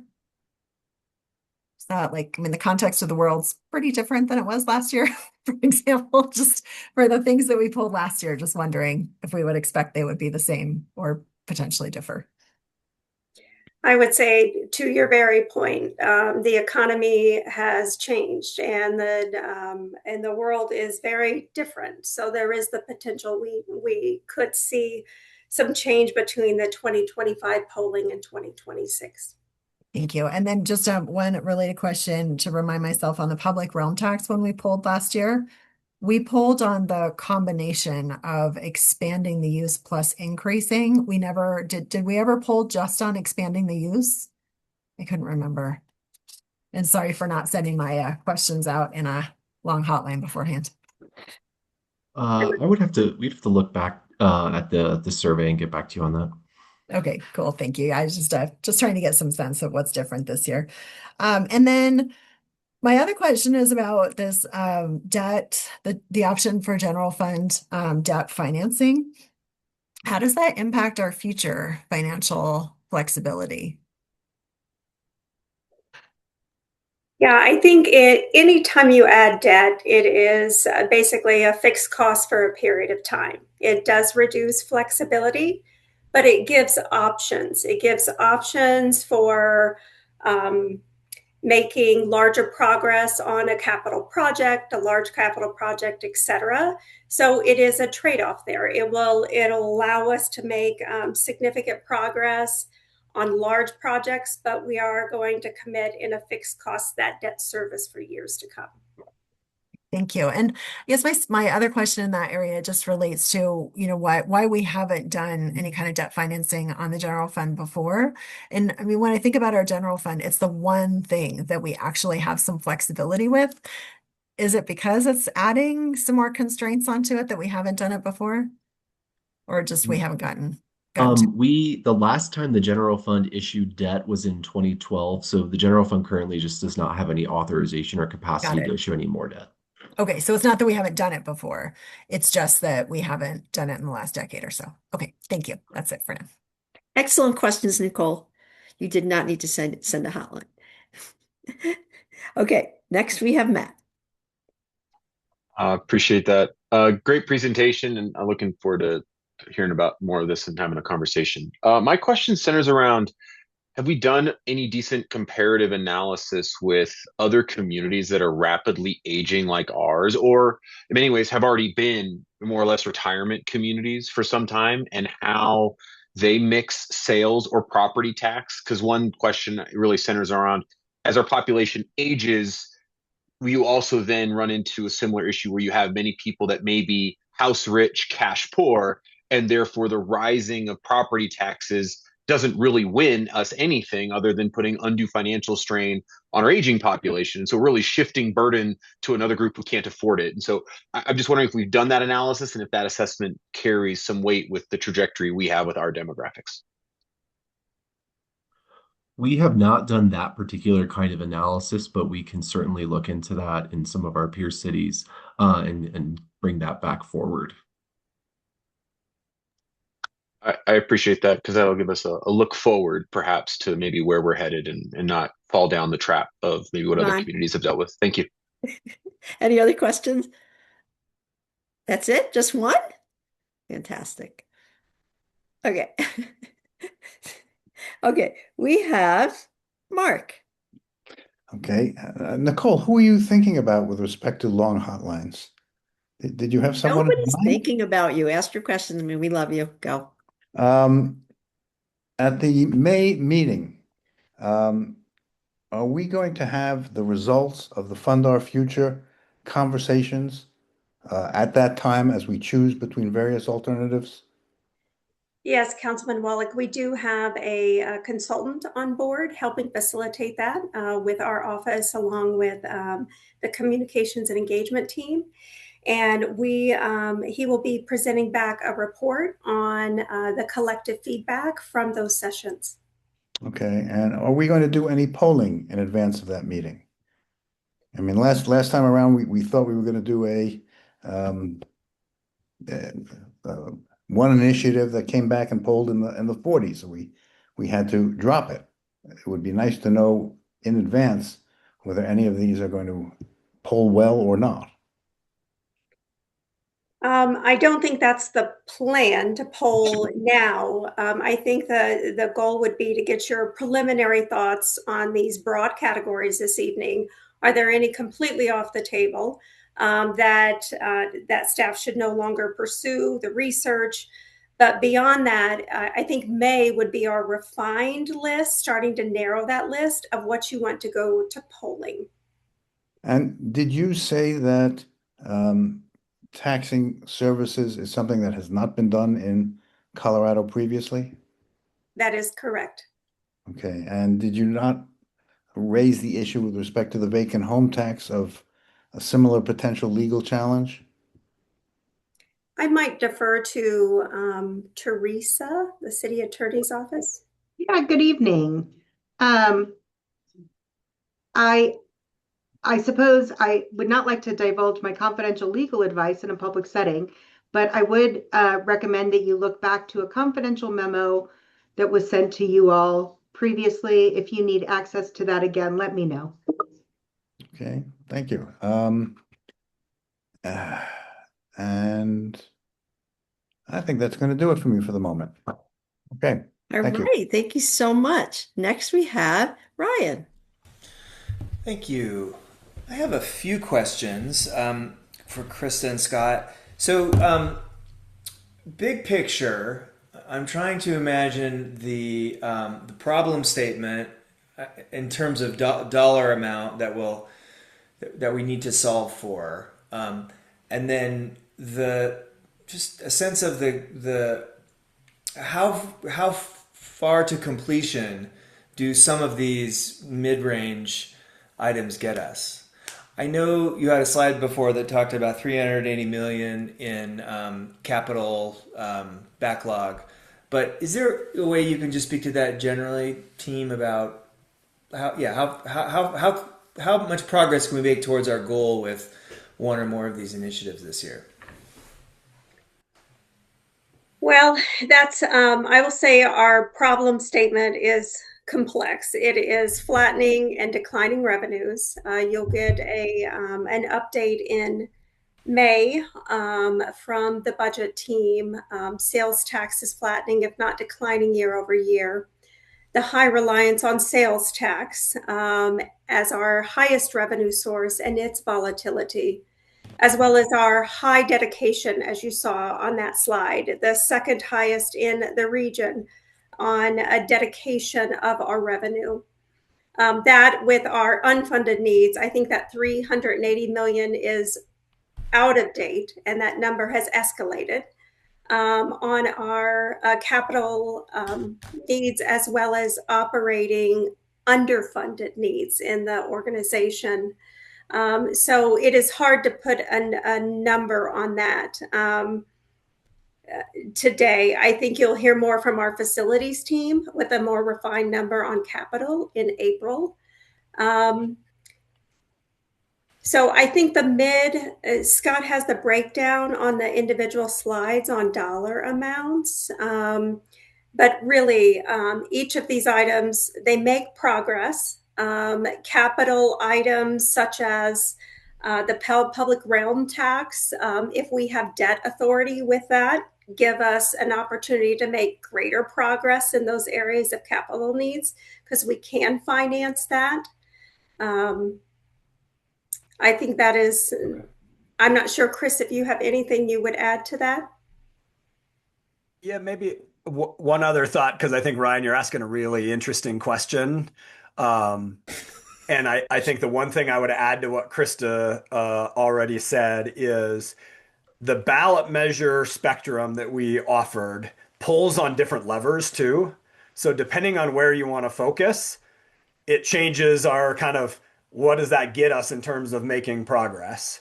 So I think tonight what we're looking for is just that rough directionality of, yeah, we think you should we agree with the staff recommendation, or no, we think you should only zero in on these types of ballot measures. And then in April and May, we can start to refine that for you. And then I think we might be able to give you a better, more accurate answer to your question of kind of how do we frame it in that way? Because I think the way you're asking it is a really good way.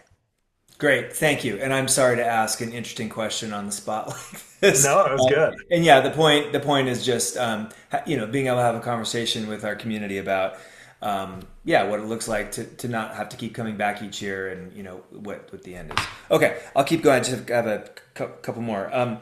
So speaking of Mark's eloquent hotline, one of the things he asked about was cost containment, and is there any chance that we have a way now, or would expect in the near future, to have any any story about successes we've had, or maybe expect to have with respect to cost containment, or is it just like stay tuned? And anyway, that's my question. Scott, is that something you might talk about the recent budget year and some of the strategies around cost containment? Sure.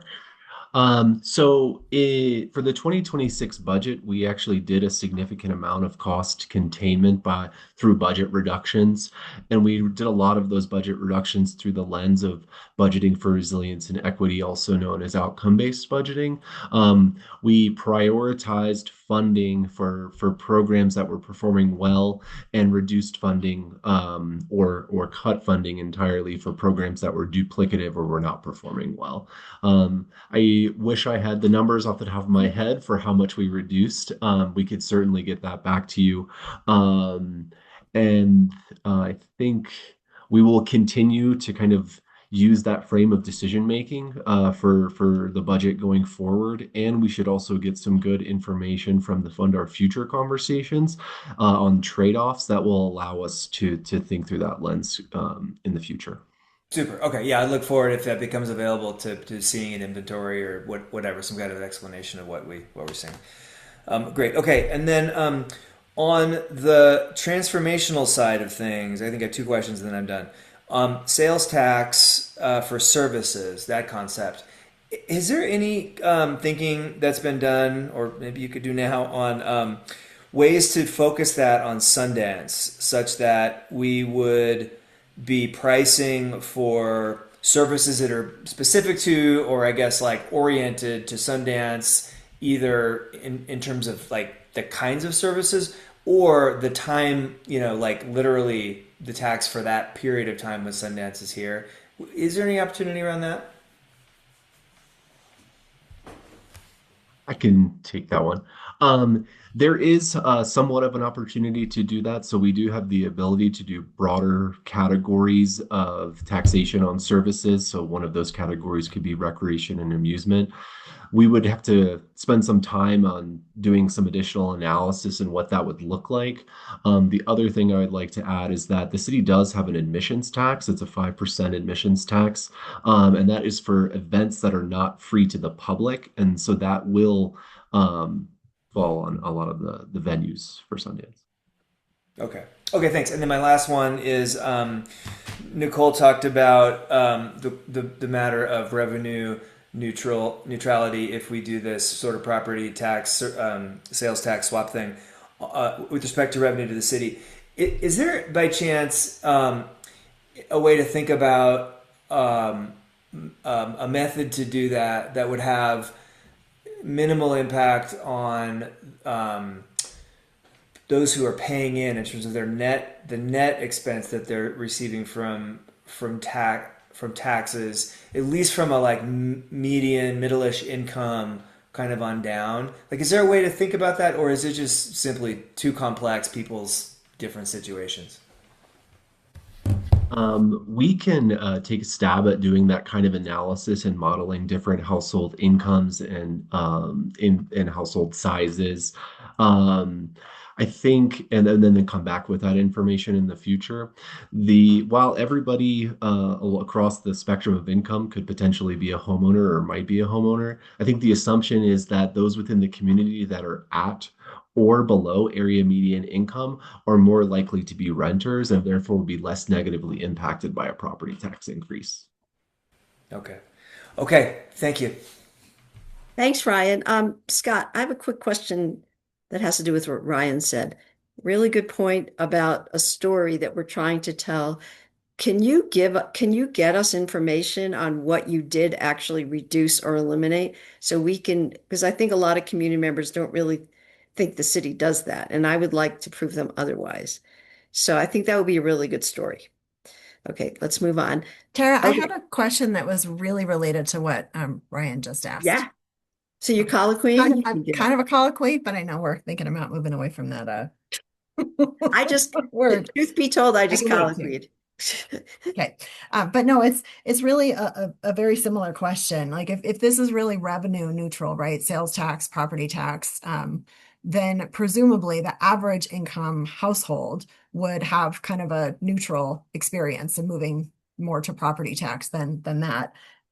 Is that right? I mean, it seems like the wealthier households who are benefiting the most from this disproportionate system we have now, they would be the ones who would kind of be impacted the most, not necessarily the people who are how did you phrase it, Matt? The house rich, cash poor. It would be the people who are house rich, cash rich, who would kind of see the biggest impact. Am I thinking about that the right way? Yes, that is our assumption in that um, if you look at it from the lens of a $1 million in residential property, that person would pay $85 more per year in property tax, while somebody who doesn't own a home would be paying less sales tax on for the full year. But even that person who's paying $1 million they would presumably have a reduction in sales tax too, or sorry, who's paying property tax on $1 million home, they would also have a reduction in sales tax, correct? That's correct. Okay, before we Tara, go to, oh, go ahead. sorry. May Say I? it. Yeah. I just want to go back to some questions that were asked and maybe just for clarification about sales tax. Well, we know that sales tax on services, on all services, hasn't been done in Colorado. There are some municipalities that have done sales tax on certain categories. So we haven't thought about, or for example, if we wanted to do sales tax on luxury services or the kind that you were speaking to, Councilmember Shuhard, that is something that could be considered as we're thinking about if council wanted. We just haven't had a deep dive into that. What I think is a little bit more difficult, and I wouldn't know if that was even legal, I believe Tabor may limit us, is perhaps the suggestion of limiting that amount of taxation to a certain time period, like for a time of festival, be that whatever that would be. So I just would be a little more thoughtful if you all wanted that, to think about what level of taxation and a time period that is broader than that. Teresa, did I get any of that wrong, or? No, ma'am, you're right on target. Thank you. Okay. Before we go on to Tina, I'm just going to make an announcement that if I was pushing everybody too hard, I'm going to give all of those that still have a question after they ask their first question an opportunity to ask a second one. I'm going to transform myself into nicer Tara, starting now. Okay, Tina, go. Yeah, and first I'd like to follow up with what Nuria said. During Sundance, if a business rents their space to a corporation, do we tax that transaction?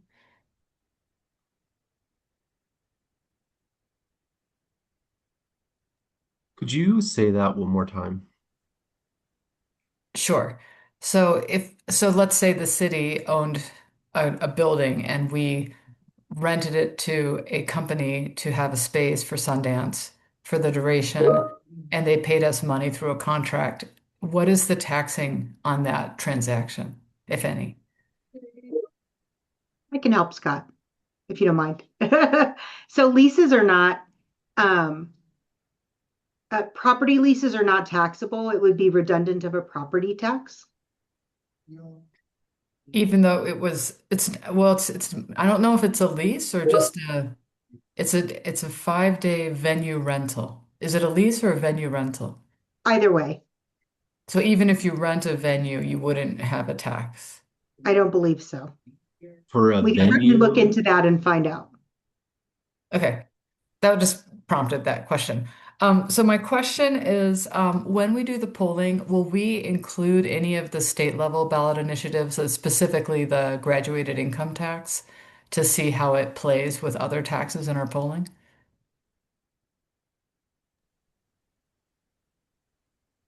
Chris, I'm not sure if that, I'm not sure how that's been handled in the past. Sure, I'm happy to provide a little. In the past, when we've had a clear understanding of what might be on a ballot from the county or the state, we have sometimes included those questions as a part of the polling. So I think it'll just depend a little bit on how firm or not firm other potential ballot measures from other levels that the state are at, and then we can figure out if we want to include that. A lot of times our pollsters will give us really good advice on whether that'll influence or not influence the poll results, and give us some guidance on whether to include it. Okay, that's helpful. Just because I'd love to understand, for instance, if an RTD sales tax were to be presented and we were trying to reduce sales tax, it might be a challenging narrative to our community to explain why their sales tax went up, even though we just tried to bring it down. Because it's pretty difficult to see beyond the numbers there. So that's great. Thank you.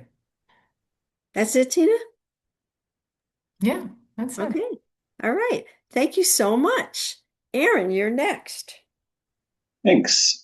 So in the question about whether we would authorize bonding for the general fund, if we move forward with that, would we specify a specific number? Mayor, we would want to specify a specific number and limit on the capacity of that debt issuance.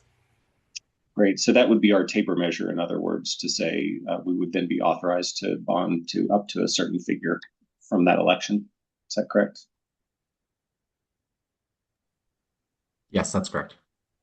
Great. And what if we green light that to evaluate, what process would you use to determine what number we might ask for?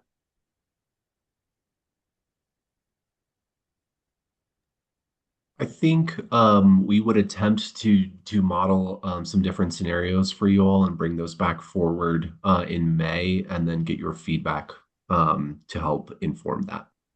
Sounds good. Thank you. Is that it, Aaron? Okay.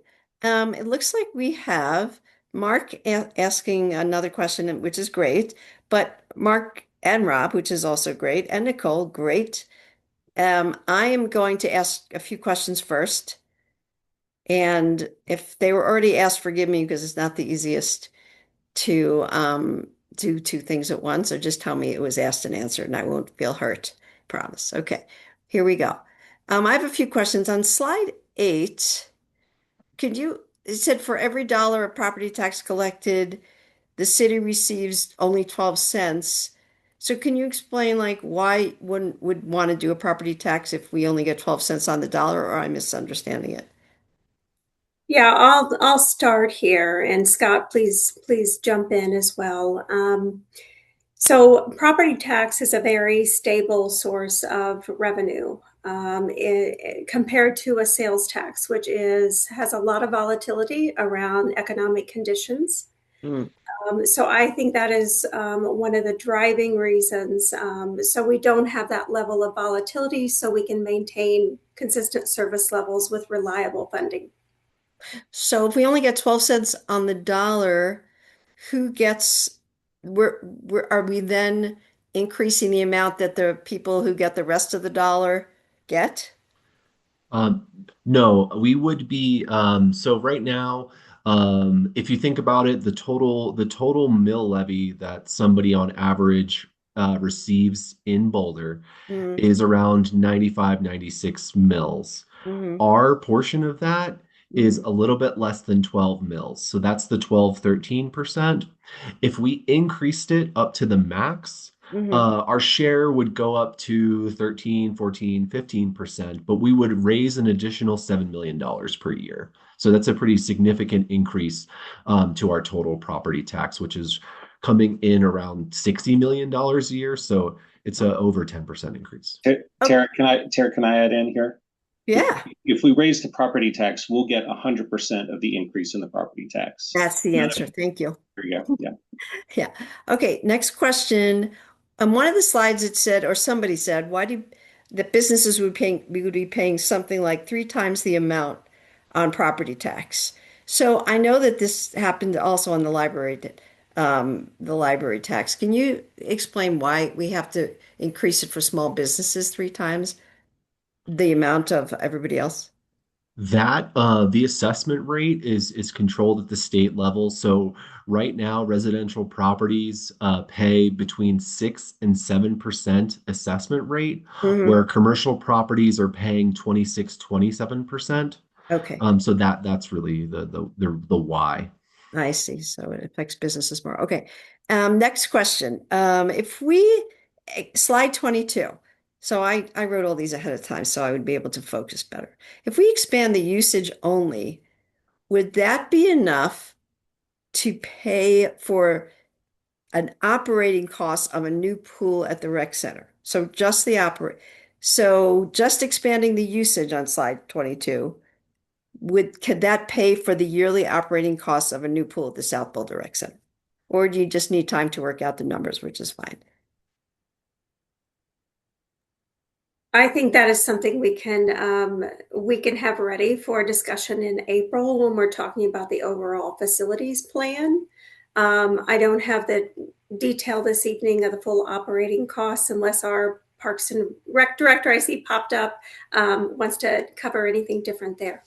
Well, I was just going to point out, and I just want to clarify, your council member or Mayor Pro Tem, you're talking about on slide 22, if you were just to de-dedicate the tax a little bit, is that accurate? Is that your question? So do you know how we talked about having the permanent Parks and Rec fund be for Operations. Right. operations? Yes, Sure. that. So if it were expanded in use right now, folks, I'm Allie Rhodes. I serve as Director of Parks and Recreation for the City of Boulder. Right now, Perm Parks is limited to acquisition or improvement of parkland. It cannot be used to operate the pool. So if you expand the pool or expand its use, yes, it could be used to fund operations. However, I would just note that would come at a trade-off of something else because there is a funding deficit. As folks have heard, we're fiscally constrained. And so it's not like there's extra money laying around there that could support operations. It would come at a trade-off of capital refurbishment. Okay. Okay. So the same slide, if we did a public realm tax levy increase, and by the way, my hotline was landed like cold potatoes. Nobody was excited about that, which is good to know. But if we did it, would it be possible to ask that instead of like half of what we asked for? So instead of a 1.4% increase, like a 0.7% increase.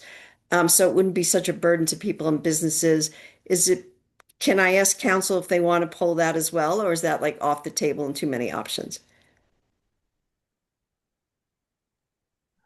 We have the ability for a property tax increase anywhere between 0 and 1.352 mils. So you could pull on half of that. You could prefer to less than that number. It would just come at a cost of increasing revenue, less revenue. And if you attachment B on the memo will tell you how much a mill increment will get you.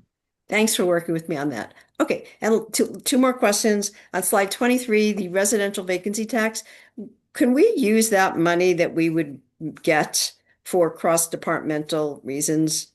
Or do we have to use it for a specific reason? A We do specific department? uh if that staff's recommendation would be for that not to be a dedicated tax and to use that for general purposes. Okay, great.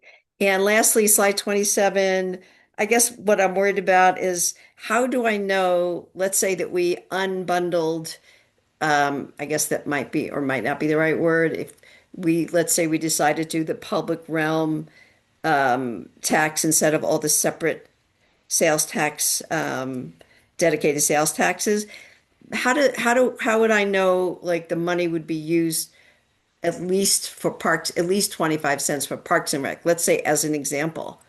Um, you know what I mean? Like, how could we tell the community, don't worry, we know we care about what you want, we know what you want, because that's something that I would be worried about. So I think staff, I heard an answer earlier in one of my discussions. I'm wondering if somebody could say that again.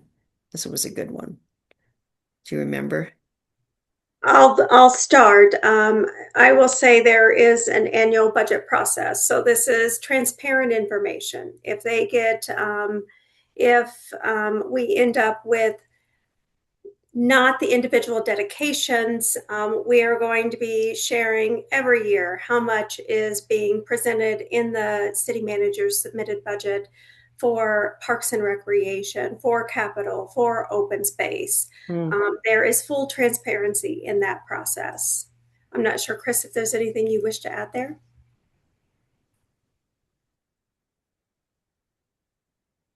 Is that no? He doesn't wish to add anything? No, I Okay. think Krista covered it. It was good. Okay, great. All right, I'm done with my questions. Thanks everybody for being so patient. Next, we have the next bout of the next bunch of questions. First, Mark. Just one quick supplemental question. When we come back and discuss this further, will we be presented with a set of assumptions with respect to debt issuance, what it would look like as a charge against the general fund, given this number or that number, and assuming this interest rate or that interest rate? I think it's important for us to understand what burden we're going to be placing on the general fund if we go in that direction. Yes, Councilman Wallach, we can come forward with the model and the basis for the recommendation of how much debt capacity. From a financial perspective, we would be recommending City Council consider for also considering the financial health of the organization too. Then I look forward to getting that information. Thank you so much. Great. Okay, Rob.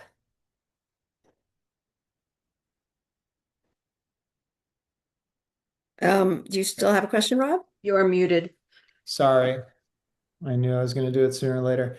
Also, question on the bonding. Once you determine the max debt capacity that the city would bond against the general fund, one question is you can use that as needed. You don't need to obviously use that whole capacity at once.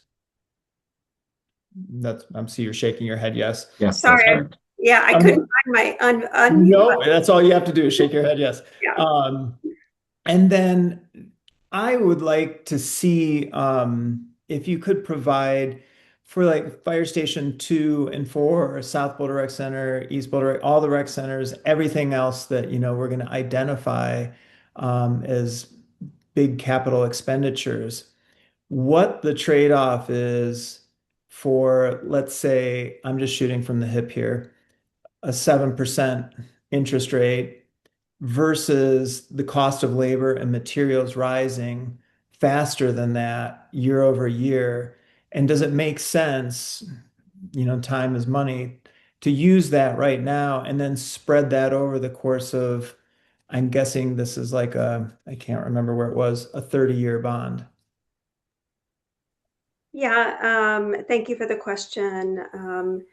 In April, you will see coming forth the current CCRS adopted capital plan, and including in that is assumptions of, in the past plan, some debt financing with the capacity approved.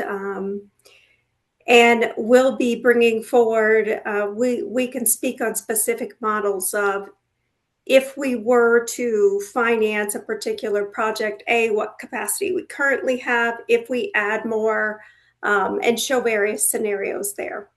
Okay, that would be great. Thank you. Well, That's we it. are doing great. There looks like there's no more questions. And so we're going to go to the next part, the hard part, and that is somehow coalescing around what we think staff should focus on and what we think they shouldn't focus on. So I thought, and tell me what you think of this, Nuria slash Mark slash Chris, if I did a straw poll first to ask if anyone's interested in doing any further work this year on the transformational taxes. Do you think that's a good idea, or should I not do that? What do you suggest we go? I think that'd be great. Okay, so we're going to have our first straw poll. Tara, can we talk about it first? When do I get to comment? Oh, yes. Well, this is what I thought we would do. Is we're going to have a straw poll on transformational. I have something to say on it as well. So what I want to do is let's just start with transformational and do your comments, and then we'll have a straw, only comment if you have an opinion though. Okay, and then, because I do, I'll have a short comment. And then we'll take a straw poll after we've discussed the transformational, because I think that'll be the shortest part, and the longest part will be the next two, where we'll probably have the most opinions and do the most talking. So, raise your hand if you want to talk about transformational, and we'll start with Nicole. Great, thank you. So for me, I wanted to make a comment about this revenue neutral, moving some sales tax to the property tax. It actually doesn't seem transformational to me. It actually seems like the logical outcome of the long-term financial strategy and the guiding principles that we agreed to years ago and that we have affirmed over the last year or two as well. It's basically a modest revenue neutral rebalancing. And exactly the kind of incremental, principle-driven adjustment that the long-term financial strategy is guiding us toward. I'd really like to consider it, not necessarily for like drafting a ballot measure for right now, but I would love for us to get some data along the lines of what we were talking about. So if we, for example, looking at impacts on different demographic groups and socioeconomic households. For example, looking at homeowning retirees at low, middle, and high incomes. What would the net impact be from this change of moving from sales tax, and not all, right? We're not talking about getting rid of sales tax, but to move some sales tax over to property tax. What would that impact be?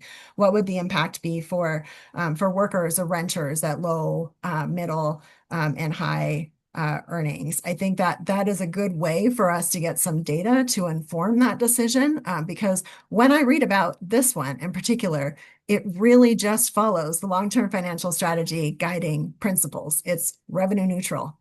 In theory, the people who are going to be the most impacted are wealthy homeowners who can afford to pay a little bit more and are benefiting disproportionately from the way that our current revenue structure is sourced, where they are paying the least percentage of their income to sales tax and really not too much of a difference in terms of property tax. Like those graphs in our packet were striking in terms of the inequity that we have with our current model. So I would love to, like, not saying tonight that we, are committing because we can't vote anyway, but I would really love to gather some more data on this because I actually don't think it's transformational. I think it's just following our long-term financial strategy.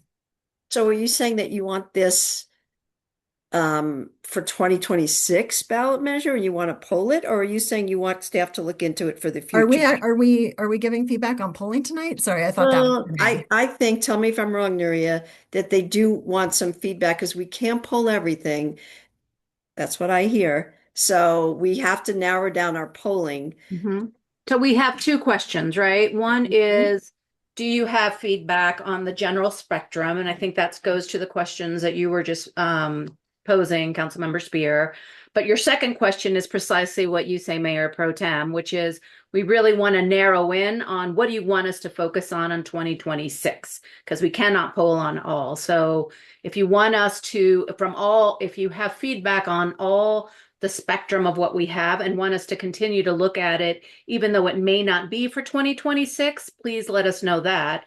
But then we have to narrow down to what's going to happen or what you want us to really focus on for this year, because it can't come all on the ballot. Does that make sense?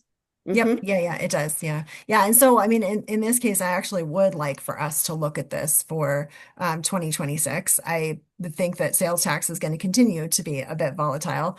And I think it would be really a good thing for us to look at sooner than later. And if you people want don't like it, if the voters don't like it when we poll it, fine, right? Okay. But at least we get some information. Okay. Brian. Thank you. Yeah, I have a similar view. So, we have extreme levels of dedicated funding, extreme reliance on sales tax, a backlog of deferred maintenance, and we have a long-term financial strategies group who's been tasked to try to improve our balance sheet and put us in a position of being able to be proactive about making good investments.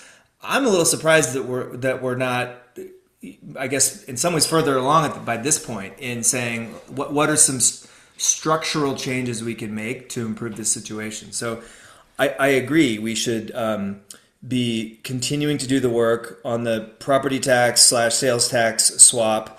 I think, in addition to some of the things Nicole said, there's some more advantages. I do think the case of the senior who has a $1 million plus home and they've got fixed income is important. They also have benefits, because they're going to have reduced sales tax. There's benefits to the local economy to, reducing that cost. And there are, in principle, programmatic ways to help seniors and others with expensive homes to find renters, to live with them, do co-housing, do ADUs, and so on and so forth. So I think we should be exploring this again towards this big goal of improving our balance sheet that is becoming quite pressing. I also think we should be looking at the sales tax for services, especially with Sundance, and exploring, can we do something that really focuses on the visitors and the business coming to Sundance that would provide a real focus with respect to revenue from that group. Okay, so you want to poll both. Is that what you're saying? Poll, or at least move both, continue to explore both. I think, yeah. Check. Okay.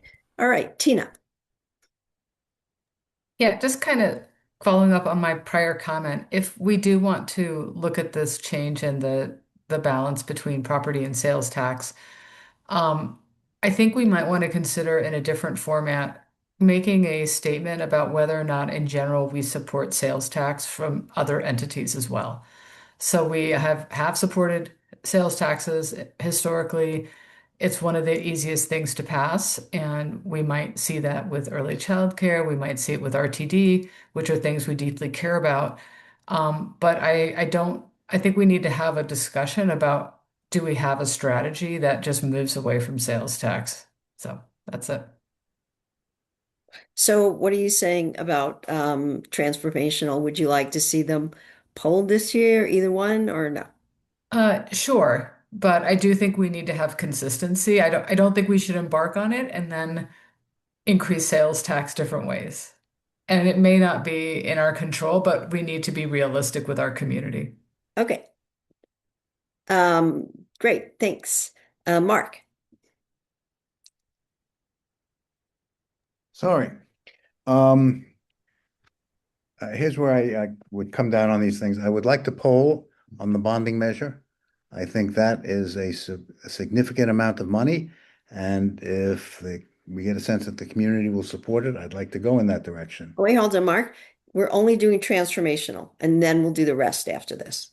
Okay, which ones are transformational? The sales tax? At the very, do you want to put it up to show the transformational in case Be very you helpful. have that up, that slide? That would be very useful. Yeah, give me Yeah, I one need second. it. And then everybody will do their big thing, their big, As after we Scott, get as over. you're looking for that, I just want to make sure that we're being thoughtful about staff capacity to analyze all of the items. We're not going to be able to do all 8, and so thinking about that. Okay, well, maybe what we'll do is after we poll transformational and then we poll the others, we can re-poll everything and you tell us how many you want to poll. So we know how to bring it back down. Mayor Pro Tem, which ones were transformational? Well, Scott's going to put it up. Are you not? I can look on my slides. It was the it's revenue confusing to neutral Sorry, I'm just switching from having too sales many to technical difficulties. One second. Hold on, I make know, I can see he's looking for it. services on sales tax and the Thank revenue you. neutral switching from some sales tax to property tax, but revenue neutral. Yes. Okay, I'll Tara, can comment. I ask a question, a process question? To Is me? is there a preferred number of things to pull on? Are we heading in a direction? Nuria? Yeah, maybe I'll jump in. I think we're not at the polling conversation yet. That's really for you in May. What we're really looking for tonight is the 3 category buckets: transformational, mid-range, and structural. Where of those 3 buckets do you want us to focus? On all of them, on 2 of them, or only on 1 of them? And then in April and May, we can bring more specific types of ballot measures within those. Then you'll decide on what to poll. We'll do the polling and then you'll get the results of that in June. So I would encourage you to kind of think about it in terms of these big category buckets for tonight. But I want to say, Chris, and I think that's right. And Krista, you'll have to be thinking about this and be honest about capacity. Because if we put all of these on the table, I think you have limited capacity to take a deep dive into all of them. Yeah. Okay, we'll try to narrow it down tonight.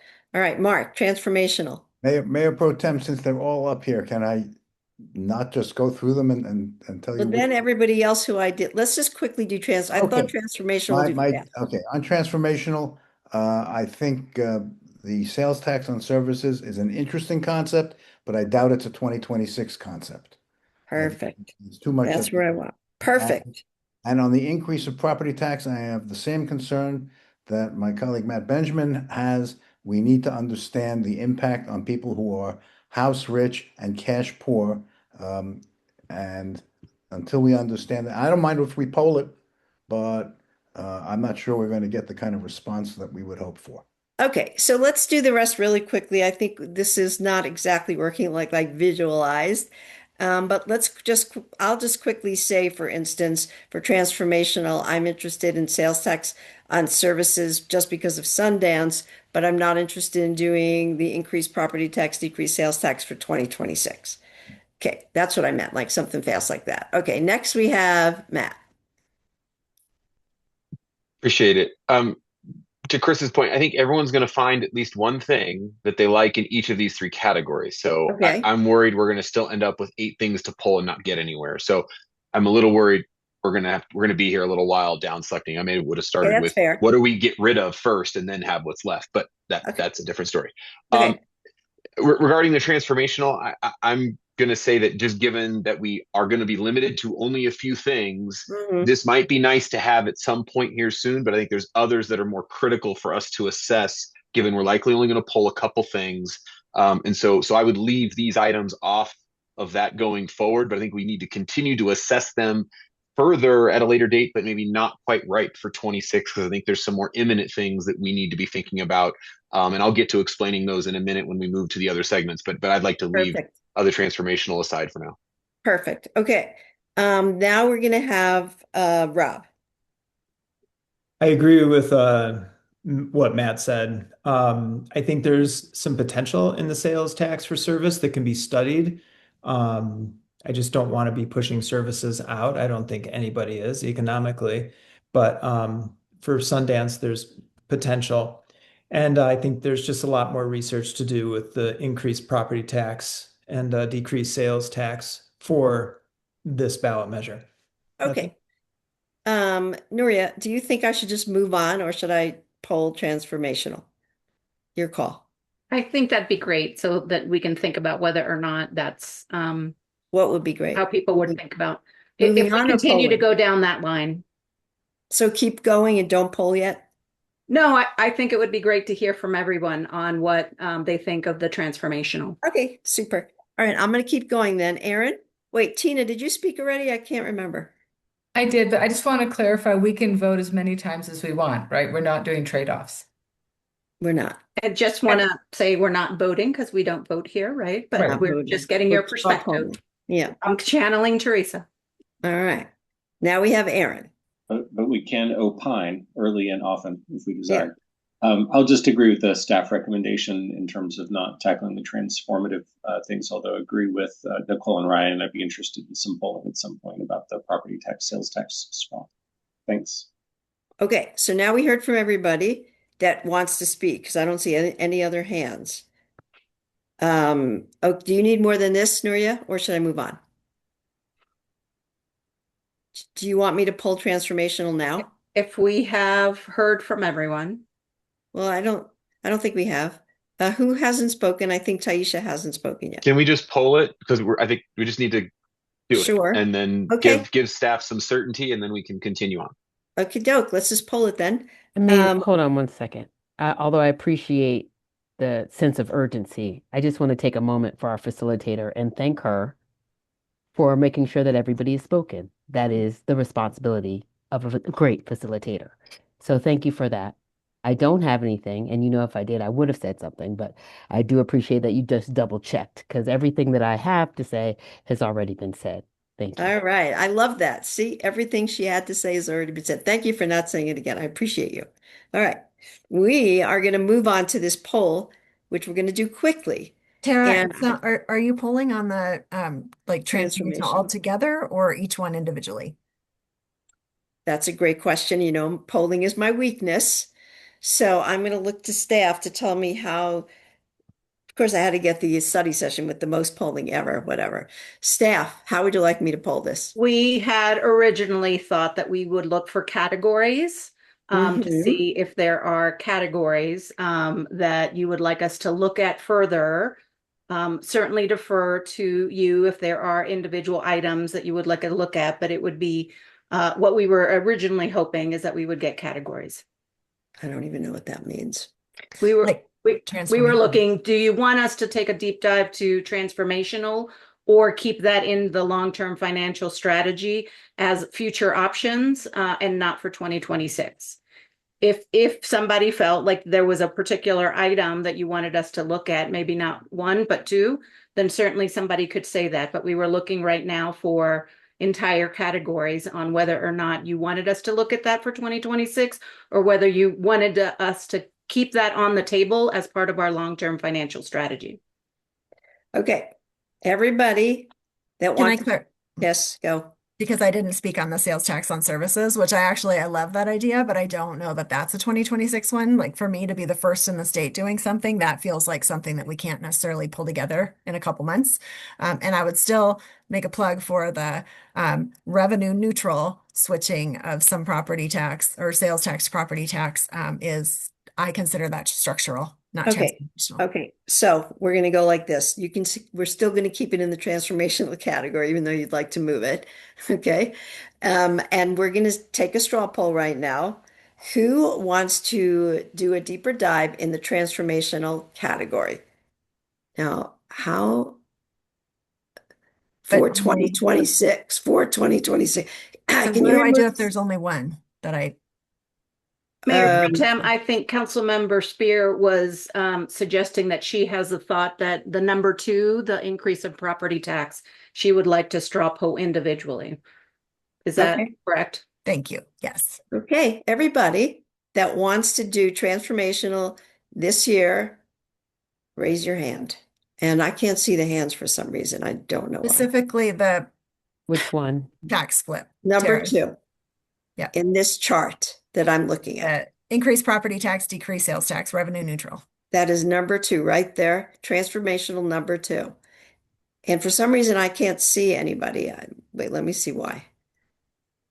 Can somebody take that poll for me? Because for some I'm reason, counting 4 hands. thank you. Four. Okay, four. Everybody You guys that want to give me a wants, birthday present? okay, no, none of that. Everybody that wants to do number one, transportation number one for this Tara, year. Yeah, can we have the yeses and the nos just to make sure we see the right number of hands? you bet. We're starting again. Gosh, I don't like to do straw polls. We're starting again. Transformational number two. Yeses, raise your hand. Number two is increased property tax, decrease sales tax. How many, Aaron, is that? I count 4. Okay, no's on that. Raise your hand. And I count 5. Okay, next, transformational number one, sales tax on services. Raise your hand. 2. Okay, then that's also a no. So staff wins the day. We're not going to do transformational this year, but we are going to look into it for the future. Next, we now have let's do the mid-range, shall we? And let's do it the same way. If you want residential vacancy excise tax number 5, I'm not going in order, I'm going backwards. For this year, raise your hand. I think Ryan has a clarifying question. Go, Ryan. Thank you, Aaron. Are we going to do comments on the category here like we did on the previous one? Was that the process? Well, I'm a little worried about how long it's all going to take, but how about this? Is that what you would like to do, Ryan? I'm actually trying to see if I had something for this category, but I wanted to ask, yeah, if we should people. I got the impression others wanted to speak to this too, so I just wanted to ask on behalf of the group. Side by side speaker, gallery. I got to get the gallery up there. There, I finally did it. I got gallery up there. Yay me. Taisha, did you say something? I was asking point of clarification if we were gonna go number by number and not by the whole group, like we did in the previous. Well, we could do a straw poll on that. Go ahead, Aaron. Do you mind if I make a suggestion, Tara? Maybe you could solicit quick comments on the category of mid-range, and people could address the things they most care about. That's a great idea. After people made quick comments, you could straw poll each individually so that there's clarity. I love that idea. Let's do it. Okay. Comments on the red color. Who has comments on mid-range? All right, Mark. Okay, I think residential vacancy is too little money for too much work and is not going to be productive for us. You're only getting $1 to $2 million before the costs of enforcement. I don't think that makes sense. The number 4, the public realm mill levy. If we expand the definitions of what money can be used for, I think that's going to be very beneficial, and I would support that. And the general purposes mill levy, If we want to poll it, I'm okay, but I don't think we're going to get a very good response to that. So basically, I would say no to that, but we can always poll. Okay. Next is Nicole. Yes, I agree with Mark on these. I'm not so interested in the residential vacancy. I think the general purposes mill levy would be hard for people without some sort of corresponding decrease in another tax somewhere. I would be very interested in the polling for the public realm mill levy. If we were to do that, if we just expand the definition, as well as if we expand the definition and increase. So kind of like last year, and then just do a subset of that. So we're only changing one thing this year. Okay. Matt. Of the three in this category, I'm interested in the vacancy tax for a simple reason. Yeah, I mean, we might say $1 to $2 million isn't that much money. That's the entire budget of our snow plowing operations for a year, $1.5 million. So we might say it's not a lot of money, but that's an entire service that our city counts on. So anyway, I think it's worth us pursuing, certainly on polling, and then perhaps hopefully getting it on the ballot. Great. So that's all you got? Okay. Rob. I would be interested in the public realm mill levy, just the expanding of how the existing funds are used for sure. Second home vacancy tax, I have the same concerns administratively, how that's going to cost. But at the end of the day, if it's not taxing staff and it's bringing in revenue, I'm definitely open to that. Okay. Next we have Ryan. No, Tina. Sorry, Tina. Sorry, Tina. Yeah, I'm interested in the public realm polling, the number 4, and I'm very interested in the residential vacancy excise tax, and I'm also interested in at a higher tax level so that it would generate more revenue, and possibly be closer to some other, well, to another state that does that. Um, and I think that we can figure out the administration of that tax. Okay. I also have a preference for the city staff to shape that particular tax and do it right. Thanks. Okay. Great. Ryan. I'm interested in all three, and I'd just like to comment on the vacancy tax. I have gone from being really interested in this to learning that the numbers of units, the revenue is maybe not as exciting as we thought it might be. And it kind of, to me, kind of popped out of being an obvious long-term financial strategy item, and instead, just maybe also a good item for whatever reason. And so I've been a little bit cool on it, but now seeing some of the rental prices that are on offer for homes for Sundance, I am now looking at this and thinking this would be good infrastructure for us to set up so that we can have a handle on that. And so from like an anti-displacement standpoint, I think it would be, this looks interesting to me to make sure we have that in place. Thanks. Okay. Next we have Aaron. Yeah, so I'm interested in the residential vacancy tax, and to Tina's point, I think we could look at larger numbers that would make the financial consequences more impactful. And then I liked what Nicole had to say about the public realm mill levy, about pulling a couple of the different options. That would be interesting to me as well. Thanks. Okay. Taisha. I also agree with the second home vacancy, especially as a to incentivize, and I would be open to a higher tax rate. And then I'm also interested in the public realm. Thank you. Okay. All right. Anybody else? I'm going to go last. I am going to agree that I'm interested in the residential vacancy tax, especially hearing Matt's snowplow argument, which I thought was excellent. I also want to poll the public realm tax, like Nicole said, both the expansion, all of the different options, and I want to add my option. I'm a little bit worried that our mill levy, if it's too high, it's going to turn people off and it's going to affect businesses too much. They already pay too much property tax. And so I would be open to a smaller mill levy that would affect businesses less and people less. Okay, now we're ready to poll. So I think we're just going to do everybody that wants to do number 3, mid-range general purposes mill levy, raise your hand. Yes. I see, Aaron, you're the hand counter for me. 1. I see 1. Okay, 1. All right, everybody that doesn't want to do that, raise your hand. Okay, so 3's off the table. Now we have 4. Everybody who wants to do some iteration of 4, raise your hand. That looks like everybody.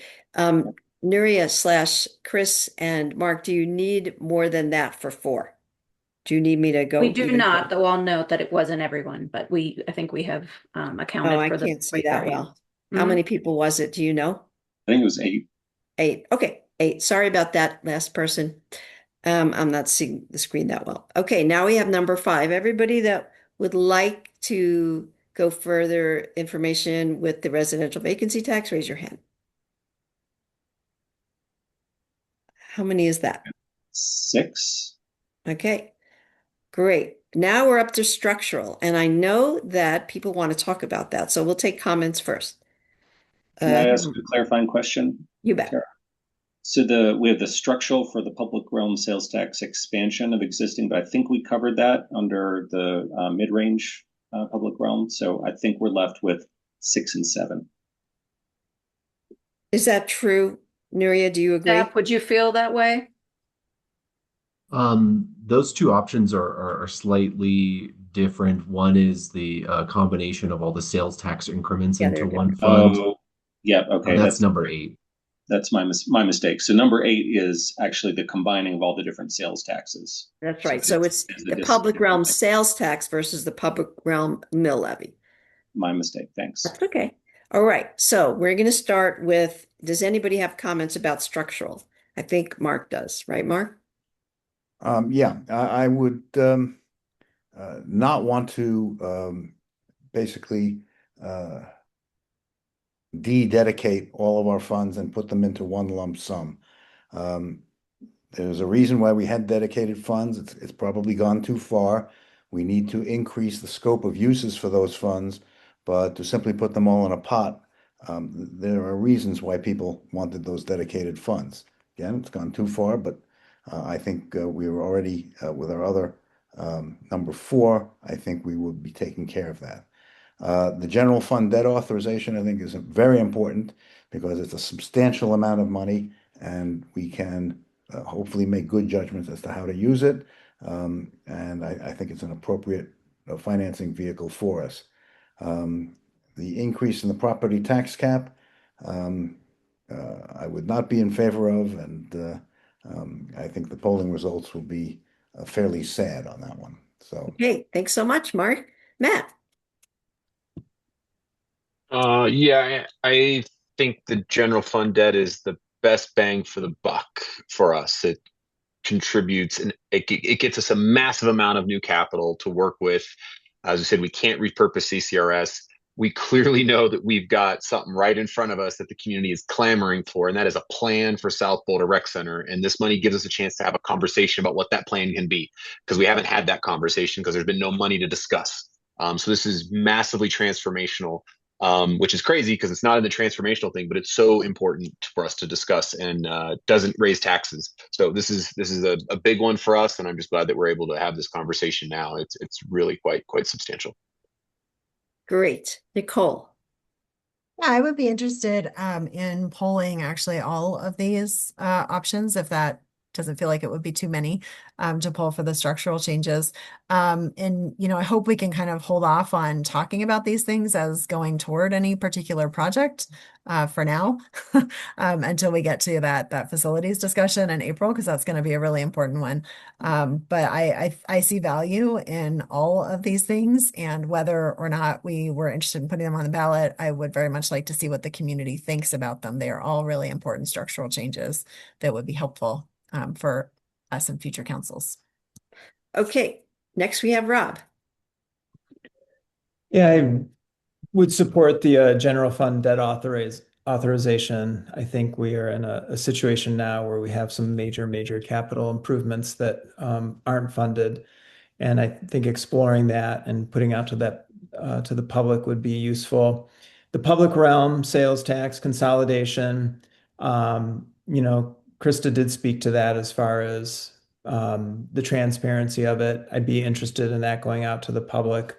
My gut is the increase in property tax cap is going to go over like a lead balloon. Okay, fantastic. Next we have Ryan.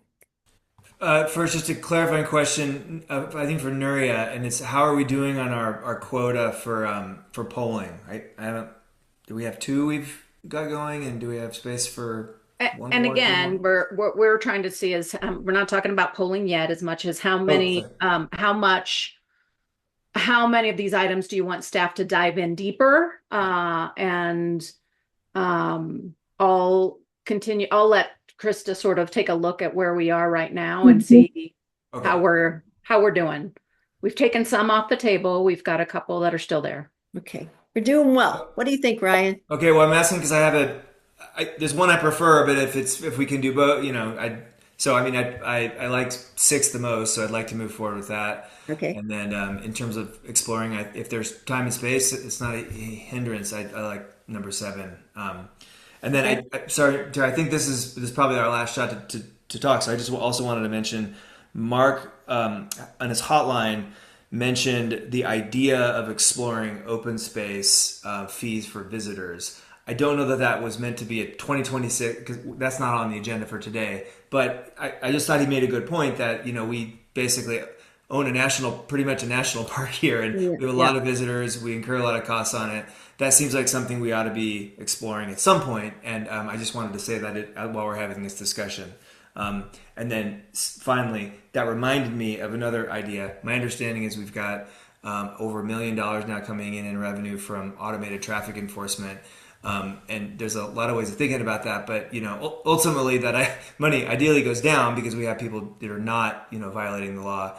But in any case, that does seem like that the strategy and how we manage that going forward will become really important for this financial strategy conversation, because cities have done a lot of different things with those types of revenues. Some have wished they'd done it different ways. So I'll leave it at that. But before we move off all this, I wanted to just point out those two ideas. Thank you. Really good point, Ryan. And I agree with you about Mark's comment about open space. And I'm not sure when we'll talk about that, but it was a good one. Okay. I'm going to say that I agree with six. I can go either way on seven because I don't think people will be into it. So it's kind of, if we're going to have to narrow down, I would say, looking into my crystal ball, seven's probably going to be not the one that the community wants. But I do want to make a stand for the public realm sales tax, which I wasn't into at first, but staff talked me into it today. Even though Krista, it was a comment that somebody made, either you or Chris, I don't remember who, that the good thing about uncoupling those dedicated sales taxes is you never know what's going to happen in the future. And right now, our hands are tied with them. So I think untying our hands so that we're prepared for whatever in the world is going to happen in this world will be a good thing. Right now, a lot of our sales tax is already taken up with things. So I'm going to vote for that one as well. I don't know how the community would feel about it, but you talked me into it today. So that's that. All right. Ready for straw polling? Here we go. Number six, raise your hand if you want to do that. And where's my counter, Aaron? I got 9. All right. Look at that. Is that our first 9? I think so. All right. Exciting. All right. Number 7, raise your hand if you want that. How many we got? 3. 3. No, 2. Okay. 2. I think I got 2. 2. 2-ish, 3-ish. Okay. Either way, that's off the table. And everybody that wants to poll number 8, raise your hand. 5. 5. Woo! Look at that. Just made it through. All right. Look at us at 8:49. Tell me, staff, Nuria, Krista, Chris, is there anything else that you need from us to go forward that we didn't give you?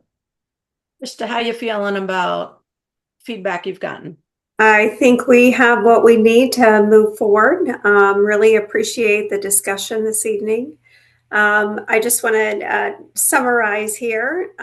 We have number 4 moving forward, number 5 moving forward, and number 6 moving forward, as well as number 8.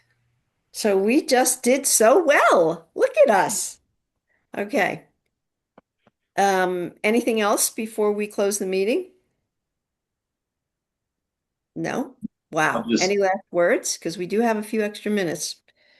Just a huge thank you to the city staff who've worked so hard on putting the analysis together and bringing us forward on this discussion. Really appreciate it. And I want to give myself a huge thanks because, I was petrified about these straw polls.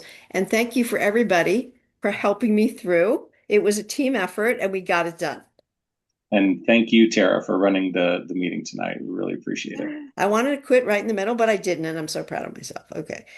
All right. So at 8:51, I'm going to call this meeting to close with my gab. Have a great night and happy birthday, Nicole. Thank you. Thanks for giving me time to get cake. You bet. Bye. Good night.